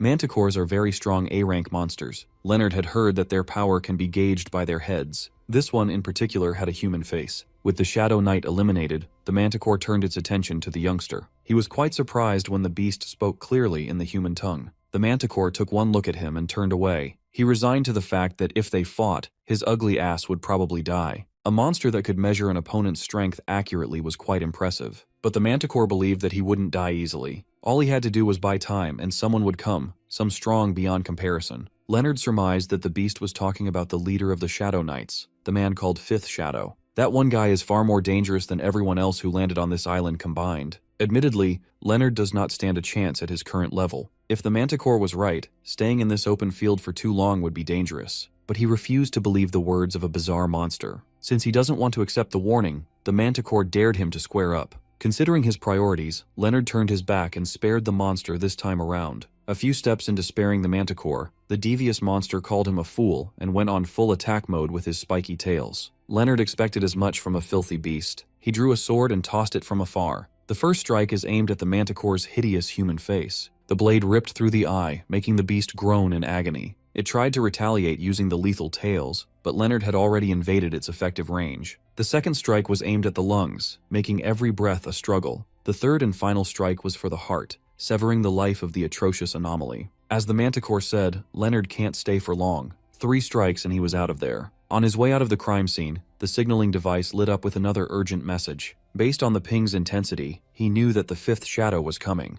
Without hesitation, he threw that shit away. The device had not even landed when a cloaked visage of a man holding a sword swooped in to grab it mid-air. 5th shadow clicked his tongue. He was too late. If he had arrived a moment sooner, he could have turned things around. The Swordmaster's instinct kicked in when he noticed something moving from afar. He unleashed a sword strike that covered a massive area that almost clipped Leonard, who was hiding nearby. That man must have sensed his hidden presence from a distance. If he doesn't move, he'll get found out and caught in the crossfire. Thankfully, he could rely on a skill he invested in a while ago, the art of digging a freaking hole. 5th Shadow went on an aimless rampage while his unknown target burrowed away. It was unlike him to be wrong in cases like this. His intuition must be getting dull because the plan is going off track more than expected. He gathered the blades of his fallen comrades and prayed for a peaceful rest before departing. He had been busy throughout the day. The objective had already been achieved. Once Leonard was far enough, he dug up and surfaced in the middle of the woods. Coincidentally, he reached a battlefield, at least one aftermath of one. There was a single Cardenas knight still breathing. He got here too late. The poor guy was bloodied and beaten. He was missing half of his skull. He'll probably die soon. Before that, he told the apprentice knight what happened. Earlier today, 45 intermediate knights were wiped out in an instant. The carnage was done by a single swordmaster. Every apprentice knight was chained up and taken away. That includes Leonard's seniors, Hayden, Ian, and Gale. It was a mystery how those Shadow Knights managed to get past the forces of Cardenas while dragging hostages along. From the start, their goal was to secure living test subjects. The kids should be safe and unharmed before being transported. As far as he could think of, Leonard knew only one way that they could pull off a clean escape. Mass teleportation. They must have prepared a magic circle that can teleport a big crowd to a single location simultaneously. Those bastards already accomplished the first part of their objective. To move that many people at once, they will need a vast space to make the destination easy to predict. He asked the dying knight where Sir Bradley was. Currently, he's out searching the entire area with the remaining forces. Leonard got everything he needed from the maimed knight. It's time to take the big guy out of his misery. He enhanced his hand with a little bit of aura and stabbed the poor guy's heart, killing him instantly. If Sir Bradley was still searching the area, then he's completely off base in his assumptions. Leonard will have to find a way to let him know what's about to go down, or the Cardenas will suffer a crushing defeat at this rate. He assumed that advice from a trainee would likely lack persuasive power. He needed to be creative, so he ditched his clothes and put on the enemy's uniform. Sir Bradley is currently leading an army of knights as they cluelessly roam the woods. Seeing no signs of Shadow Knights at all, he thought the enemy had retreated, throwing their pride as knights. Out of nowhere, a foreign presence broke through their ranks. It was a figure clad in a cloak and a mask, carrying the dead body of a Cardenas knight. Bradley recognized the movement technique the figure was using. It was definitely some Kyrgyz tech. Unbeknownst to them, the man under the mask was their golden boy, Leonard Cardenas. Sir Bradley yelled the command to eliminate the intruder, snapping his men out of their daze. Leonard's plan was working perfectly. They were trying to chase him. The ranged attacks from thrown swords were a bit troublesome, but he was agile enough to dodge all of them in midair. He even used some of the blades as surfaces to increase his flight time. Eventually, he outran the majority of intermediate knights. Only Sir Bradley was fast enough to keep up with him. He already succeeded. He used himself as bait to lead the man to where he needed to be. Sir Bradley tried to slice him apart, but he was barely able to get out of the way. Bradley was so hell-bent on chasing that he didn't notice reaching the coast of the island. With the mystery man gone and the corpse of the poor knight dropped off, Leonard's job was done. Sir Bradley had better survive what's about to happen. The real enemy will appear very soon. 5th Shadow was alerted by Bradley's attack and came to check it out. He was disgusted by the sight of a Cardenas dog. Bradley could tell that this man was the real deal, the mastermind behind all this commotion. 5th Shadow insisted that this was just a small first step toward a great feat. It was insulting to hear kidnapping being framed as a great feat. Sir Bradley squared up, and 5th Shadow drew his sick-ass green sword. He gave the signal to his men, and a massive amount of mana rose to the skies. Sir Bradley recognized the mana signature as a mass teleportation spell. 5th Shadow openly admitted that there are 15 minutes until full activation. In the meantime, He'd love to play with a dog of the wretched family. From his suffocatingly toxic aura alone, he mogged the fuck out of Bradley. Leonard stood and watched nearby, banking on his supervisor to hold on a little longer. At the same time, he went and rescued his fellow apprentice knights. Much to his surprise, infiltrating the Kyrgyz camp was easy as shit. Even though he was constantly masking his presence, these idiots didn't even glance in his general direction. These people foolishly dropped their guard while their boss was out fighting. This was the perfect chance for a backdoor play. As soon as he entered the tent where the test subjects were being held, he started destroying their chains one by one. The apprentices were confused that someone wearing a Kyrgyz uniform was helping them. Leonard had neither the time nor the obligation to explain. He just told them to escape immediately. Quickly getting over their initial hesitation, the apprentices turned to him, bowed, and thanked the mystery man from the bottom of their hearts. With the primary objective of freeing his peers accomplished, it's time for Leonard to get some fun exercise. After solving the hostage problem, it's time to take out the trash. Still wearing the Kyrgyz uniform, he launched a surprise attack behind enemy lines. It was quite effective. He cut through flesh, made them bleed, and took their worthless lives without missing a beat. He orchestrated the massacre of an entire military camp with an innocent smile on his face. Not far from the encampment, Sir Bradley wasn't doing so hot against Fifth Shadow. The Swordmaster was just toying with him. He was not satisfied yet, but dicing up the dog of Cardenas was decent enough entertainment to kill time. With the pointless game over, he proudly declared that the Kyrgyz will once again stand at the pinnacle of the sword in the near future. After that declaration, he noticed something odd. The one who had been interfering with his plans was nearby. He completely ignored the bleeding Bradley and flew back to the camp. When he arrived, he meteor dived right into Leonard's position. It was a pretty loud and telegraphed attack. The young knight was able to jump out of the impact, but the air pressure ripped his mask off. Fifth Shadow expressed his disappointment upon seeing that the thorn by his side was a mere brat all this time. To mourn his comrades, he vowed to eliminate this brat specifically. The mass teleportation magic circle still loomed above the encampment, but the people who were supposed to be taken away had either died or escaped. Fifth Shadow stepped out for a few minutes to flex on a nobody, and his entire army had been wiped out, his plan in shambles. Completely allergic to accountability, he blamed it on the devil of Cardenas in front of him. Leonard was just focused on staying alive. This man is on a completely different level than anyone he has fought so far. Fifth Shadow's emotionally charged strike made contact with his blade. He was stunned when Blondie completely blocked his attack. The boy could actually manifest an aura blade of his own. Leonard deflected the madman, sending him flying. With his current strength, he can only maintain his aura state for 3 minutes at most. Recognizing him as a real threat, Fifth Shadow summoned his toxic aura blade. The man lost his cool, and they barely got started. He had grown noticeably sloppy with his attacks, and opportunities to counterattack were now available for Leonard. Closing the distance while dodging strikes like a circling predator was his bread and butter after all. Unbeknownst to him, Fifth Shadow was just trying to wound him, no matter how small. His blade was coated with severing venom.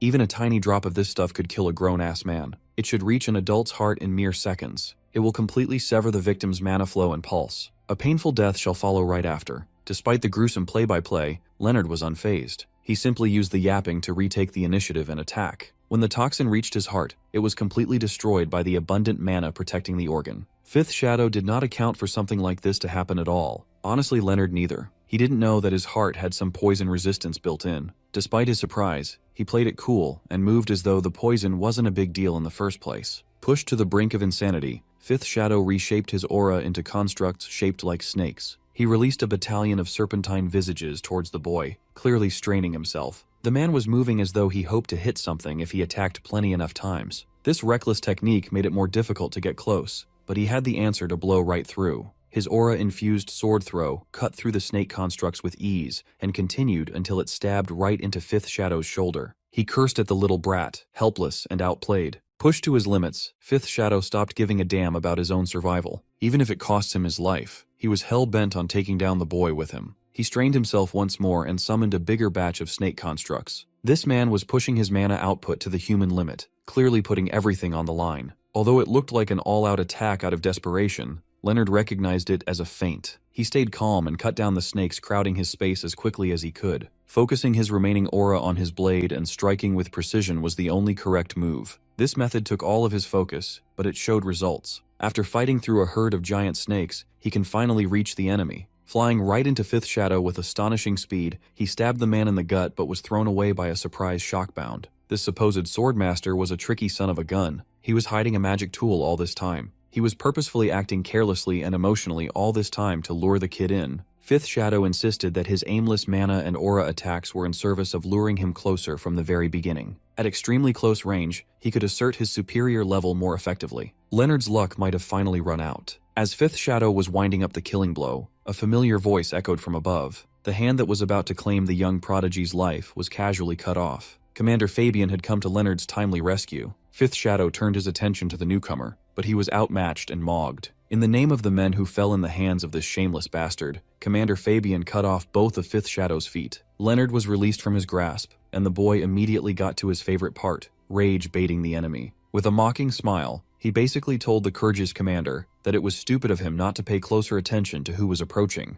Commander Fabian humbly apologized for arriving late. He could see that the boy had grown by an incredible amount since they last saw each other, which wasn't even that long ago. Thanks to Leonard, Bradley was saved too. He lost a hand, but he'll live. They have a bunch of questions to ask the Golden Boy, but that might have to wait until after he gets some much-needed rest. With how gently and proudly he looked at Leonard, Commander Fabian's disgust towards Fifth Shadow was a drastic shift. The wretched Swordmaster was using his aura to stay afloat, given his severed limbs. Sounding more insane than before, he asserted that this isn't over. Commander Fabian sensed that inhuman obsession to take down the Cardenas, and vowed to end it right then and there. With every bit of remaining mana in his body, Fifth Shadow bypassed the commander and flew towards the exhausted Leonard. The ugly bastard intends to fulfill his vow to take down the kid, even if it's the last thing he'll do. In a split second, Leonard Cardenas was swallowed by the light of the looming magic circle up above. Commander Fabian's expression darkened. He was outplayed, and he let his guard down. He didn't consider that the enemy would resort to such a foul and desperate trick. Fifth Shadow must have used the mass teleportation spell to take the boy away. Since the activation was incomplete, the destination would be practically impossible to discern.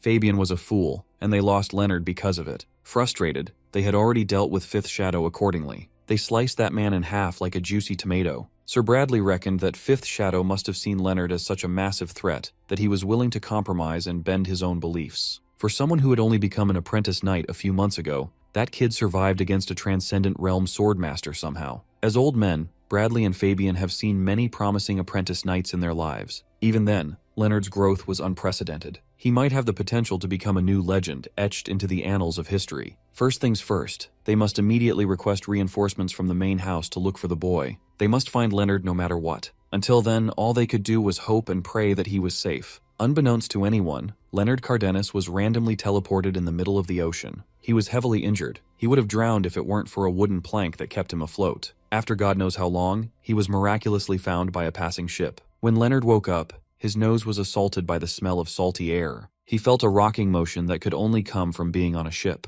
Opening his eyes, he was greeted by a pleasant voice coming from a nice brown-haired woman sitting on his bedside. The woman had a mountain of questions to ask him. Given that she saved his ass, she was expecting some proper answers. She apologized for yapping before introducing herself. Her name was Frances, captain of the Aquamarine. Leonard's head was still ringing, but he also gave her his first name as well as his homeland, the Arcadia Empire. Hearing that he came all the way from Arcadia surprised Francis greatly. When asked how he got all the way to this place from a foreign land, he truthfully detailed the incident. The last thing he remembered was getting caught up in Fifth Shadow's crazy space magic. Francis's sword-wielding attendant, Marion, couldn't help but join the conversation. She asked if he was from the Cardenas family. Only people from that clan could remain unharmed after being blended by space magic. Furthermore, she saw his body, which is trained to an unbelievable degree for such a young man. Nothing else makes sense unless he's from the legendary clan. Leonard was quite surprised that his family name was known even across the sea. He asked if his identity would pose a problem, and Marion turned to her boss. If the Cardenas clan is tracking this young man's whereabouts,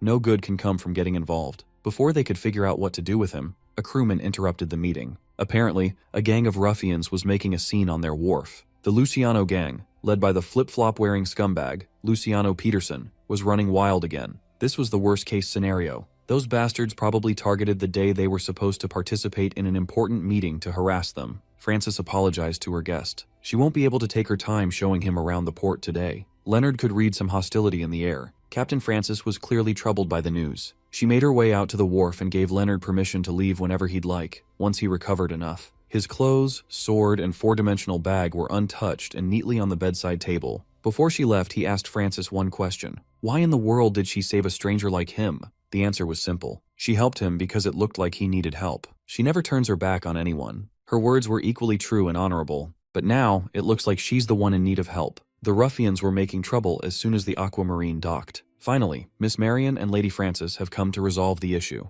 Luciano Peterson was a slimeball through and through. With his crew of lowlifes protecting his ass, he implored the ladies to smile a bit more. Marion nearly cut the tongue of the talkative brat right then and there. Luciano laughed at her threat and insisted that his business was with her master. A dog should keep its mouth shut when people are talking. He dared Marion to swing and take responsibility for what happens next. She really wanted to cut him up, but despite the anger clouding her judgment, she refrained from doing so. Luciano pushed Marion aside and made a beeline for Captain Francis. He whispered uncomfortably close to her ear, pushing for the handover of the Aquamarine. The bastard asserted that the beautiful ship was wasted on her. It's simply too good to be kept as an heirloom of a fallen royal family. With her old man gone, she doesn't have to hold on to everything they used to own. Francis was firm when she asked him to leave. She already made it clear that she would never hand over the ship, no matter what. Luciano's non-existent patience ran thin. He threatened Francis to wise up and take the generous price he was offering while she still can, or he'll start breaking something. Unfortunately for the scumbag,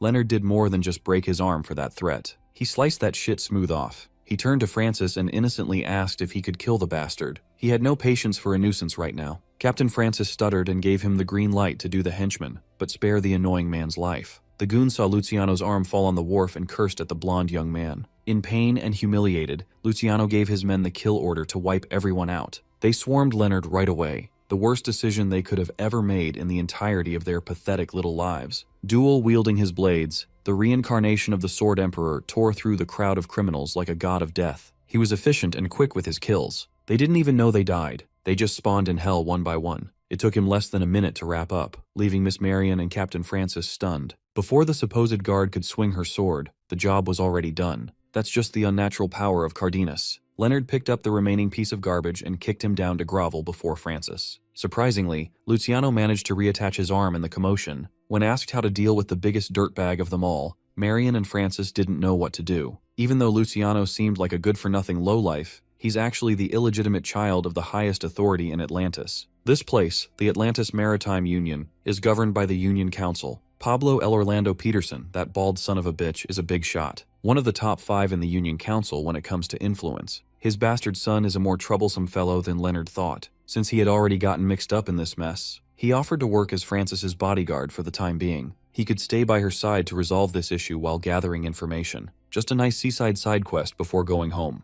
After seeing Leonard slaughter a whole gang of thugs and sever Luciano's arm, Captain Francis was more than willing to employ him as a bodyguard. They shook hands on it, looking forward to a fruitful union. Leonard just woke up a few moments ago and he's already secured the bag and got a job. Luciano thought he could sneak away by crawling like a worm. The trio was just thinking about what they should do to the guy. They need to lock that dude up somewhere he can't bother anyone. As long as they don't kill him, his father won't intervene. That man had already given up on his lousy, illegitimate child. Pablo El Orlando Peterson will turn a blind eye as long as his son is still breathing. Relieved that they wouldn't face any more headaches for now, Francis led the way into the coastal city with a new bodyguard in tow. Leonard followed her around, taking in all the new sights. Since he's technically working for her, he considered calling her Captain. It seems only fitting, but Francis would rather be referred to as Fran. The first time Leonard called her by her nickname, the captain's cheeks visibly flushed, and her heart skipped a beat. Apparently, it wasn't so bad being closely familiar with the stranger she found floating in the middle of the sea. When they reached the city proper, Leonard was bombarded with beautiful and curious displays of water magic. It was quite a sight. He had never seen something so fancy in Arcadia before. Fran gave him the lowdown about the trade city of Atlantis. This whole territory values appearance above all. It might look fancy on the surface, but it's all just for show. It is effective nonetheless. Many adventurers are enticed to gather in the city due to its flashy splendor. In the heart of the city was Bermuda, the management office for adventuring parties within Atlantis. Fran stood before Bermuda's magic gate and verified Aquamarine's party code, B07. The gate automatically confirmed her identity and verified her credentials as Captain Francis Lel von Oceanus of Aquamarine. The party was instructed to head over to Zephyrus Hall, a lounge for B-rank adventuring parties. Considering how new all these things were to Leonard, he cautiously followed his new boss. The interior of the Zephyrus Hall was even fancier than the magic gates. He might have underestimated the status of a B-rank party. Considering their access to this lavish lounge, Aquamarine might be a much larger operation than he originally thought. Manning the front desk was a cheerful lady named Clara, the staff member in charge of the Zephyrus Hall. She will be assisting them with their party registration today. With Leonard joining, the official member count of the Aquamarine party will increase to a whopping 3 people. His thoughts of being part of a big operation were quickly extinguished. Clara asked him about his area of expertise to record and assess the party's updated overall combat capability. Without anyone asking for his input, some random drunkard with a sword yelled at Clara not to bother with the interview. Judging by Leonard's appearance, he's obviously Fran's little boy toy. Not one to tolerate disrespect directed at his captain, Leonard asked Fran for permission to take care of the nuisance. She didn't want him to bother. She's gotten used to constant disrespect. Still, the drunkard continued spouting some heinous shit, calling Leonard a filler recruit to fluff up the numbers. Not willing to tolerate any more provocations, Leonard knocked the blade out of the drunkard's hand. Disarmed and caught off guard, the drunkard's life flashed before his eyes. Luckily for him, Leonard stopped his sword inches away from a gruesome beheading in the middle of the luxurious lounge. This display of skill should be enough for Clara to give him a rough evaluation for the paperwork. When asked where he was originally from, Leonard gave his answer some serious thought. Based on Marion's reaction when they were on the ship, his Arcadian origin would be better off hidden for now. Staying silent would also come with its own set of problems. So he claimed to have come from the kingdom of Kyrgyz. It was the only country he could think of on the spot. Clara processed and documented his addition to the party, and his registration with Aquamarine was completed without a hitch. Fran tried to hide it, but she was obviously psyched to have a new addition to her team. Leonard saw her trying to hide her excitement, and Fran lamented the death of her dignity as a captain. Forcing herself to appear commanding and professional, she gave Leonard a formal welcome to her party. With guild business out of the way, Leonard is now free to go and do some sightseeing around the city to satisfy his curiosity. The captain may be a bit of an amateur, but he found himself looking forward to working with her. Before going out to explore Atlantis, Leonard wanted to ask the boss for a favor. As expected, Fran granted him the favor by directing him to another building in the city. In there, a sultry voice behind the door welcomed him. Inside was an absolute baddie with long flowing brown hair and a dump truck behind. One look, and she could tell that the young man wasn't a mage. Yet Fran asked her to teach Leonard everything there was to know about magic. For starters, she offered him something to drink while they discussed Leonard's situation. He gave her just enough information regarding how he was swallowed by space magic, igniting his curiosity to find a way to counter such things. The problem was his lack of knowledge or understanding of magic as a whole. Esther, the baddie, a fourth circle mage of the Atlantis Magic Tower, listened intently. She could tell that Leonard wasn't some random dude trying to become a magic swordsman. According to her, the best way to learn about magic is to simply get used to it. Esther knows of a method that even a swordsman would find easy to grasp. Aura users typically use spirit stones to increase their mana. The same principle applies to magic. To familiarize his body with the arcane, he could just absorb a spirit stone engraved with a magic circuit. Leonard was skeptical of this method. He didn't come here to devote himself to magic or anything like that. Esther assured her that, unless he possesses a very strange constitution, her method is the fastest and easiest way to understand the basics firsthand. Besides, she believes it is her duty to guide her junior as a senior member of Aquamarine. If she doesn't do this for Leonard, she's afraid that the girls might come barging into her residence to scream at her again. Any normal person should be able to absorb her spirit stone circuit easily, but Leonard Cardenas is the farthest thing from normal. Based on his pained expression, it was apparent that something had gone terribly wrong. Bits and pieces of translucent mana filled the room. The ground shook and the air was thick with magic. Usually this process doesn't get this intense. Thankfully, the bizarre reaction finally settled down a few moments later. Esther checked on the visibly spent Leonard. Aside from some heavy breathing and leftover pain, he was pretty much okay. The circuit exposure must have awakened something in him. The Cardenas bloodline might be gifted in more than just swordsmanship. Upon analyzing his condition, Esther found that the young man had rewritten the entire spell carved into the spirit stone as if the original were a mistake. Now that he's recovered his composure, he explained how he managed to reinterpret one of the spell circuits to his preference. Scribed in the stone was the simple magic missile. It was supposed to be a basic spell, straightforward and with no room for any improvement. Clearly, Esther was wrong. It would be better to show rather than tell, so Leonard showed his modified magic missile. Truthfully speaking, he judged the spell to be useless due to its egregious inefficiency. After tinkering with the formula, he was able to reshape the missile into the form of a dagger. Esther was truly taken aback. Changing the basic form of a spell, no matter the grade, is something that even a fourth circle mage like her can't do, yet this boy modified 5 at once. Feeling confident and curious, he asked Esther to show him the goods and take her circuits out for a quick look. She doesn't really mind doing so, but she was confused as to why. Leonard simply told her that he could see parts of her that could be improved. After their extensive circuit review session, Leonard and Esther headed toward the tall, mighty Atlantis Magic Tower. Inside the highest office on the highest floor, a man who was analyzing dozens of documents at once by suspending them in the air was flexing his prowess. Some unwanted guests just entered his office to distract him from his work. Jack Russell, Chief Elder of the Atlantis Magic Tower and Mr. Seventh Circle Mage, is a busy man. He has no time for bullshit. As the chief elder's only disciple, Esther just laughed off her master's grumpy reaction, while Leonard politely introduced himself. Outsiders are rarely allowed in Jack's magic tower, so he demanded an explanation as to why a stranger was standing in his office. Esther happily revealed to her master that she had finally reached the 5th circle. Chief Elder Jack was surprised that she was able to break through, given how she'd been stuck in the 4th circle for years. To prove that she had leveled up,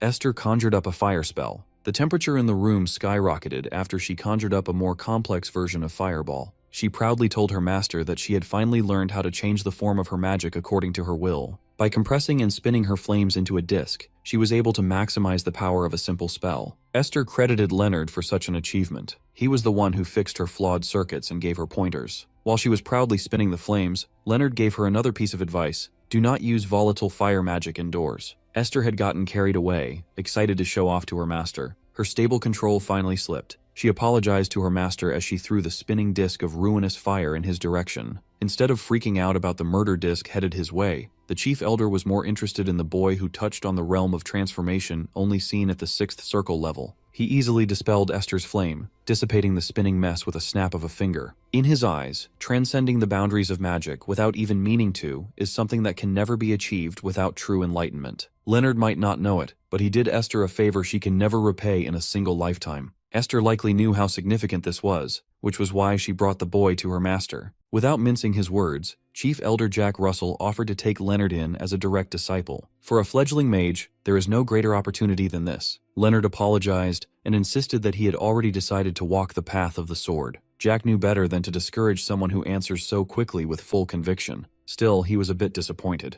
In that case, he would like to grant Leonard the same authority as Esther with no strings attached. He will have unlimited access to the tower, its knowledge, magic tools, and resources. All of that combined won't amount to a 7th circle mage's personal guidance, though. The chief will also guarantee a favorable relationship with the Aquamarine Guild going forward. Leonard was glad he wasn't forced to do anything against his will. He thanked the chief elder for being a reasonable man and swore to visit often. A friendship with the magic tower will undoubtedly be a huge advantage for their small party. When Leonard returned to Bermuda's Zephyrus Hall to relay what had happened to the captain, he was met with bombastic reactions. Fran couldn't believe the new recruit would bring them such good luck so soon. The Magic Tower is a massive organization on par with Bermuda and the Union Council. Forming a connection with them is a massive benefit. Changing the subject, Leonard asked Fran about the stacks of paperwork on the table. The documents listed a bunch of names of people that she would like to recruit into the guild. They can't expand operations without enough members after all. Without their ship, they would not have been able to reach B rank in the first place. Leonard asked if they were looking for stronger members to fill up the roster.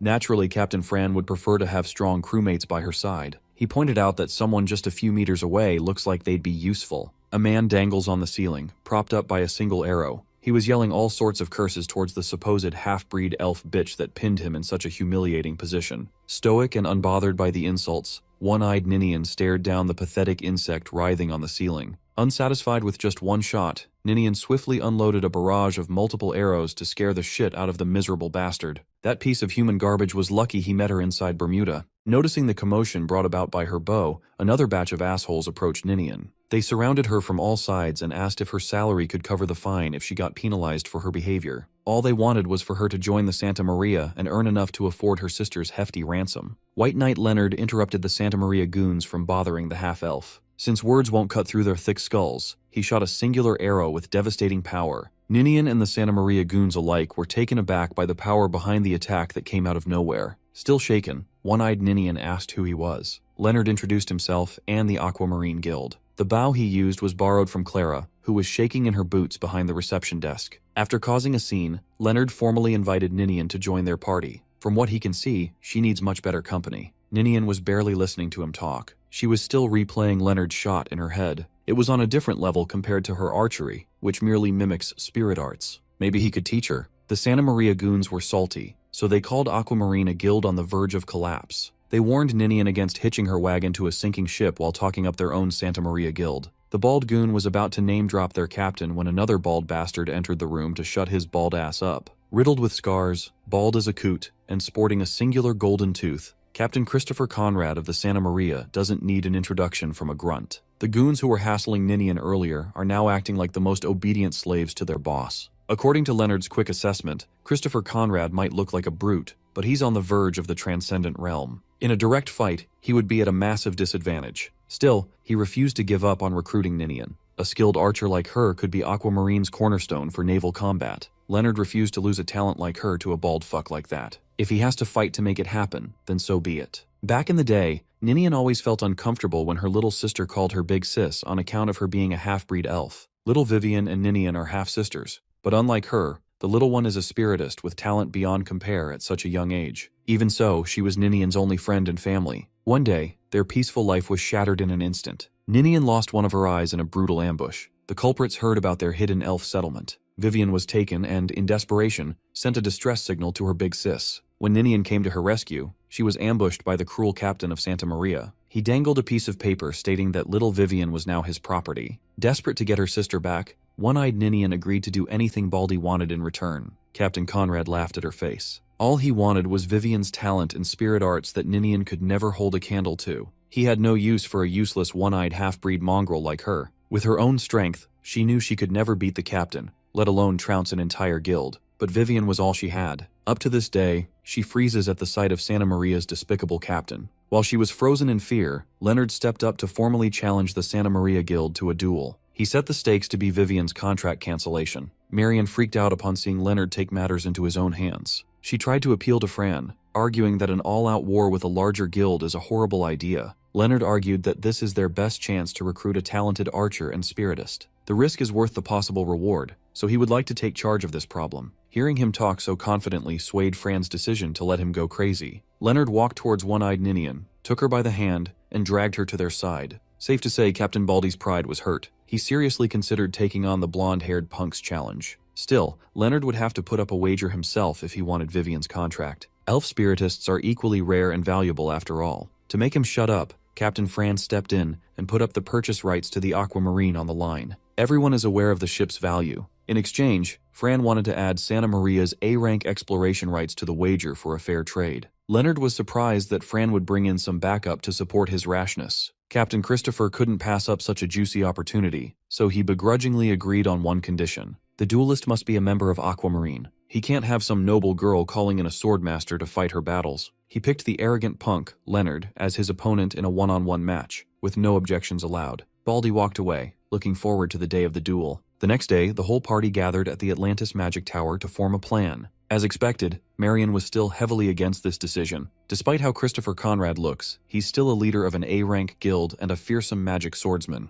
In all honesty, Fran confessed that he only backed up Leonard because the bald brute was pissing her off. Marian alleged that even if she teamed up with Ninian, they wouldn't stand a chance against that man. Ashamed of the mess she dragged them into, Ninian apologized. There's no turning back now anyway, so they might as well formulate a strategy. To assure them that everything was under control, Leonard demonstrated his aura blade, shocking everyone in the room. They thought he was just a talented dude at the third stage of the external power realm. Officially, he is listed as a third stage external power realm swordsman. In truth, he just never found a reason to show his true strength. As he is right now, he is very confident in his odds to beat Conrad. Seeing his aura blade in person, Fran's confidence soared. As far as the scouting reports are concerned, they know for sure that Baldy is not at the level of a swordmaster yet. Still, they have to consider that man's fighting style as a magic swordsman. Leonard needs a way to counter both magic and sword. Entering the room after overhearing their conversation, Chief Elder Jack Russell, alongside Esther, chuckled. He assured the ladies that no random captain can be more of a genius than Leonard when it comes to the arcane. Jack sat his ass down and listened to the rundown of the situation intently. Leonard asked Jack to act as the witness to the upcoming duel. The stakes are high with the guild's ship on the line. Leonard wanted some insurance that foul play won't fly. It was a simple enough request, one that the chief elder agreed to since Leonard helped his disciple break through. Besides, Jack does not expect the man behind the man to play fair either. While Aquamarine Guild was meeting with the chief elder, Captain Conrad was kneeling before Pablo L. Orlando Peterson, leader of the A-rank Moby Dick Party and member of the Atlantis Union Council. The big dog heard the news and wanted to jump in on the perfect chance to seize the precious ship. To ensure that Conrad can deliver, Councilman Pablo gave Baldy a pill that will grant power beyond a swordmaster for a short time. At first, Conrad was against the idea of doping against a mere brat that he could take down in an instant, but he misinterpreted the councilman's words. Pablo wasn't asking for a favor here. This is an order. Terrified of one of the most powerful men in Atlantis, Conrad profusely apologized. Pablo noticed how confident the Aquamarine Guild was acting. He refuses to let an opportunity to seize the ship slip away, even if it means forcing the pill down Conrad's throat. With a crazy look in his eyes, the captain of Santa Maria vowed to deliver. He will crush that arrogant punk by any means necessary. The day of the duel swiftly arrived. To the locals of Atlantis, the Bermuda Grand Auditorium is just an event hall, but in reality, it's a no-holds-barred combat arena. Those who caught wind of the upcoming duel filled up the seats, discussing how much money they put down on who's going to win. The consensus all around overwhelmingly favors Captain Conrad. As far as the public knows, the challenger is just some brat with a little bit of potential. The outcome is already decided in their minds. Fran, Marion, and Esther were sitting in the front row, wearing disguises and failing to blend in. Once the arena was filled, the fighters were introduced. The favorite to win is the captain of Santa Maria, Christopher Conrad. On the opposing side, a fresh recruit from Aquamarine, Leonard. The announcer did a good job of hyping up the crowd. With so much on the line, a duel like this requires an authoritative witness. Lord Jack Russell, Chief Elder of the Magic Tower, will be taking on that role. Before the fight, the Aquamarine ladies cooked up an insane gamble. They planned to bet all of their assets on the duel under Esther's name. In this situation, she's the only one Fran can trust. This is their chance to strike it rich and multiply the guild's fund. Esther believes in Leonard's strength, but she still feels iffy about the idea of gambling everything they have in one go. Fran predicted that the crowd would heavily bet on Conrad, since there's far less information about a fresh recruit like Leonard in the party registry than about an established captain. Basically, they are betting against the public with a long shot. The betting odds will be heavily skewed. Leonard assured Esther that with the sword provided by the Magic Tower, there's no chance that he'll lose. He was 100% on board with the betting plan. In his mind, they are basically making free money. With every single cent to their name on the line, the announcer officially kicked off the duel. From the start, Conrad acted like a disrespectful son of a gun, petting Leonard's head like a small animal while warning him that killing someone in this arena is not a crime. Leonard maintained his composure and asked if Baldy was scared. It was a highly effective rage-bait method designed to hit Conrad's fragile ego. For starters, Captain Conrad conjured several fireballs hovering around him. As soon as he started pelting the challenger with explosive flames, Leonard showed some fancy footwork to avoid getting burned. Leonard took the balls seriously. They were conjured by a fifth circle mage after all. Thankfully, he has the borrowed sword from the Magic Tower to deal with spells. It's a top-grade artifact that allows him to imbue magic into the blade. To counter the fiery barrage, he commanded the wind to blow them all away. Wide-eyed in shock, Conrad thought Leonard was a magic swordsman like him. Taking advantage of that brief surprise, Leonard landed back on the ground and bum-rushed his enemy. The problem with facing a magic swordsman is their versatility. He was able to close the gap and seal the long-ranged magic attacks, but Conrad was no slouch in close combat either. Leonard's well-timed attack was halted by a rock wall magically shaped for defense. Conrad caught him slipping and immediately capitalized on his lack of foothold by conjuring little black holes on his landing spot. No matter how fast he might be, no one can defy gravity. Stuck in place, Leonard was precariously open for Conrad's electric palm. The young man gritted his teeth while his brain was working overtime to find a way out. Lightning struck the arena, enveloping both combatants and obscuring the spectator's view. When the electrically charged cover died down, Captain Conrad was revealed to have sustained a cut across his eye, the same eye that he took from Ninian. Leonard was able to sneak in a slash and kick to the face despite being electrocuted. The only damage he sustained was on his shirt. That bald bastard tried to kill him, and all it did was undress him partially. Leonard continued stomping on Baldy's face, not letting him get a moment to breathe. When he finally let up and repositioned, Captain Conrad knew what he needed to do next. Frankly, Leonard was insulted that a magic swordsman wouldn't even draw his sword in a fight against him. He was just punishing Conrad's arrogance. It took the crooked captain mere moments to understand that he must rely on Councilman Pablo's pill for this fight. He popped that little black sphere into his mouth and grimaced at its instantaneous and painful effect. Once the sinister drug entered his system, the enhancements were immediately apparent. Looking like a bald, roided-up monster, he roared threats at Leonard's life. By the challenger's estimate, Conrad's abnormally massive surge of power pushed the captain on par with a Swordmaster in an instant. Leonard already suspected that the crooked captain wouldn't play fair. He was prepared to deal with whatever secret weapon Conrad had in store for him. The speed boost allowed big body Conrad to home in on his target like a speeding rocket. He was working his ass off in order to catch the slippery Leonard to no avail. Conrad was bleeding from his open wounds and growing increasingly more infuriated by the second. He swung his great sword around like it weighed nothing. Still, topless Leonard nonchalantly avoided every attempt to make him bleed. All the dodging ended up with him stuck in midair with no way to pivot. Conrad sneered, believing that he had finally got that arrogant punk dead to rights. Finally, he showed his final trump card by channeling every bit of energy he could spare into his great sword. Seeing Baldy use an aura blade made Leonard smirk. Instead of relying on fancy footwork and precise body movements, he chose to make the next bout a clash of aura blades. The resulting impact from their collision shook the entire arena.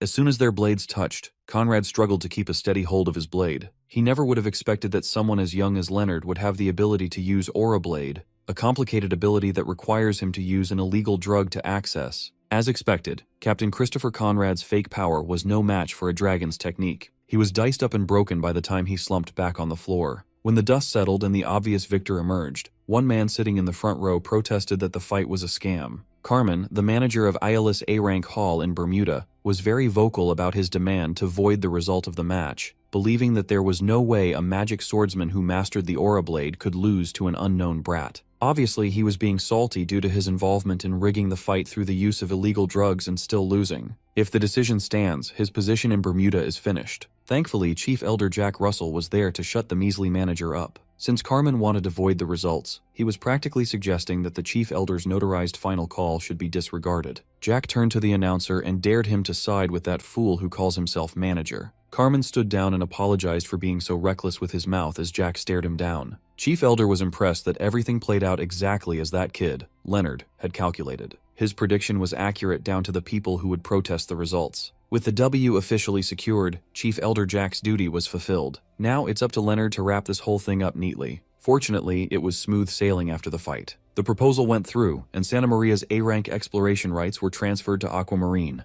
There are still some conditions to fulfill before they're officially recognized as an A-Rank guild, but it's all good. They got a massive payout from the duel. They made so much money that they don't have to worry about finances for a long time. Fran wholeheartedly thanked Leonard for turning things around for the guild, but he was just happy to be of service. Vivian was saved from her predatory contract, and Ninian was officially freed from the claws of the Santa Maria Guild. The prodigious wind spirit elementalist does not know how to express her gratitude to Leonard just yet, but she'll figure something out. Leonard coldly claimed their interests simply aligned, so the sisters could pay him back by becoming full-time members of Aquamarine under Francis's captaincy. Ninian still felt uncomfortable and wanted to repay him in other ways, but Captain Fran believes that comrades don't need to worry about such things. With introductions and inventory out of the way, Fran tasked Marion with showing the girls to their rooms. Out on the deck and bathed in moonlight, Fran watched the waves as the ship sailed forth. Leonard quietly approached her and asked if she had sent everyone back to their room early because of him. Fran wanted to talk with him in private about the reason why she so desperately wanted to reach A-Rank. Though he has a pretty good idea why, he doesn't really know about her history at all. Tonight, Fran will open her heart and tell her story to another person. It all started 8 long years ago, at the Union Council. Back then, the Council's biggest problem was the unattended rifts in the 5th Sea Zone.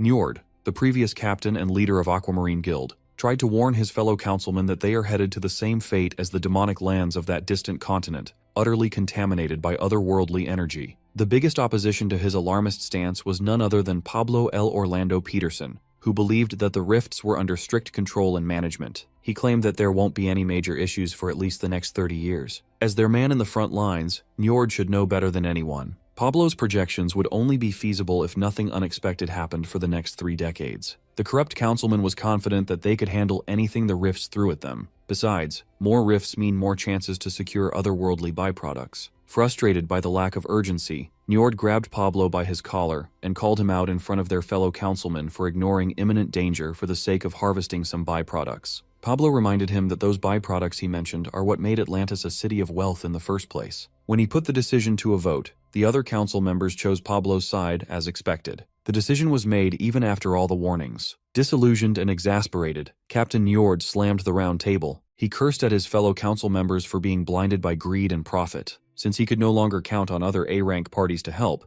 Njord took it upon himself to solve the impending problem. He boldly announced that the Aquamarine Guild would seal every last rift surrounding Atlantis. His loyal crewmen followed him wholeheartedly. The Aquamarine ship sailed the high seas, weathering every challenge the waters threw at it. Back then, the Aquamarine Guild's roster was stacked with talent. They had 1 7th Circle Mage and 3 Masters of the Transcendental Realm as their main attack force. Led by their commander, the Spirit Knight Njord, they sailed and sealed 4 rifts in less than a month, an unprecedented record. The Union Council kept sending him messages, begging him to return to the mainland. While they were focused on closing dangerous rifts, the political atmosphere in Atlantis had grown worse. It doesn't help that he was basically taking jobs away from other adventurers sailing the seas. At that time, Njord promised to head back home once they sealed the biggest rift out there, Charybdis. The Aquamarine braved the troubled waters and headed straight for the eye of Charybdis. Interrupting Fran's story, Leonard asked whether something had gone wrong on Njord's expedition. Fran answered that it was quite the opposite. The aquamarine attack force was just too strong back then. They easily cleared the biggest rift in the sea without casualties. Leaving the corpse of a behemoth rotting on the water's surface, they headed back home. Njord had chilled out a great deal, knowing that the eradication of Charybdis would significantly delay the corruption of his homeland. He was aware that many people would give him a lecture when they returned, but he was satisfied overall. It took the attack force a whole week to close out their biggest challenge yet. Njord was more worried that his precious daughter might have grown mad at him. Back then, little Fran was always aboard the aquamarine ship, protected by her bodyguard, Marion. On the day that they were supposed to sail back home, it happened. In the middle of nowhere, something massive had surfaced right behind the aquamarine. It was Councilman Pablo's warship, the Moby Dick. Njord was bamboozled. He realized that this surprise attack was Pablo's plan from the very beginning. Alerted by the imminent threat of a warship straddling their poop deck, Marion held on to Fran tightly. Njord drew his blade and tasked the loyal bodyguard to take his daughter and the ship back to the docks at full speed. Once they make it back to Atlantis, even Pablo won't dare to pull such a daring stunt out in the open. Straight out of their exhausting Charybdis expedition, Aquamarine's attack force engaged Moby Dick in combat. Inside the comfort of his state-of-the-art warship,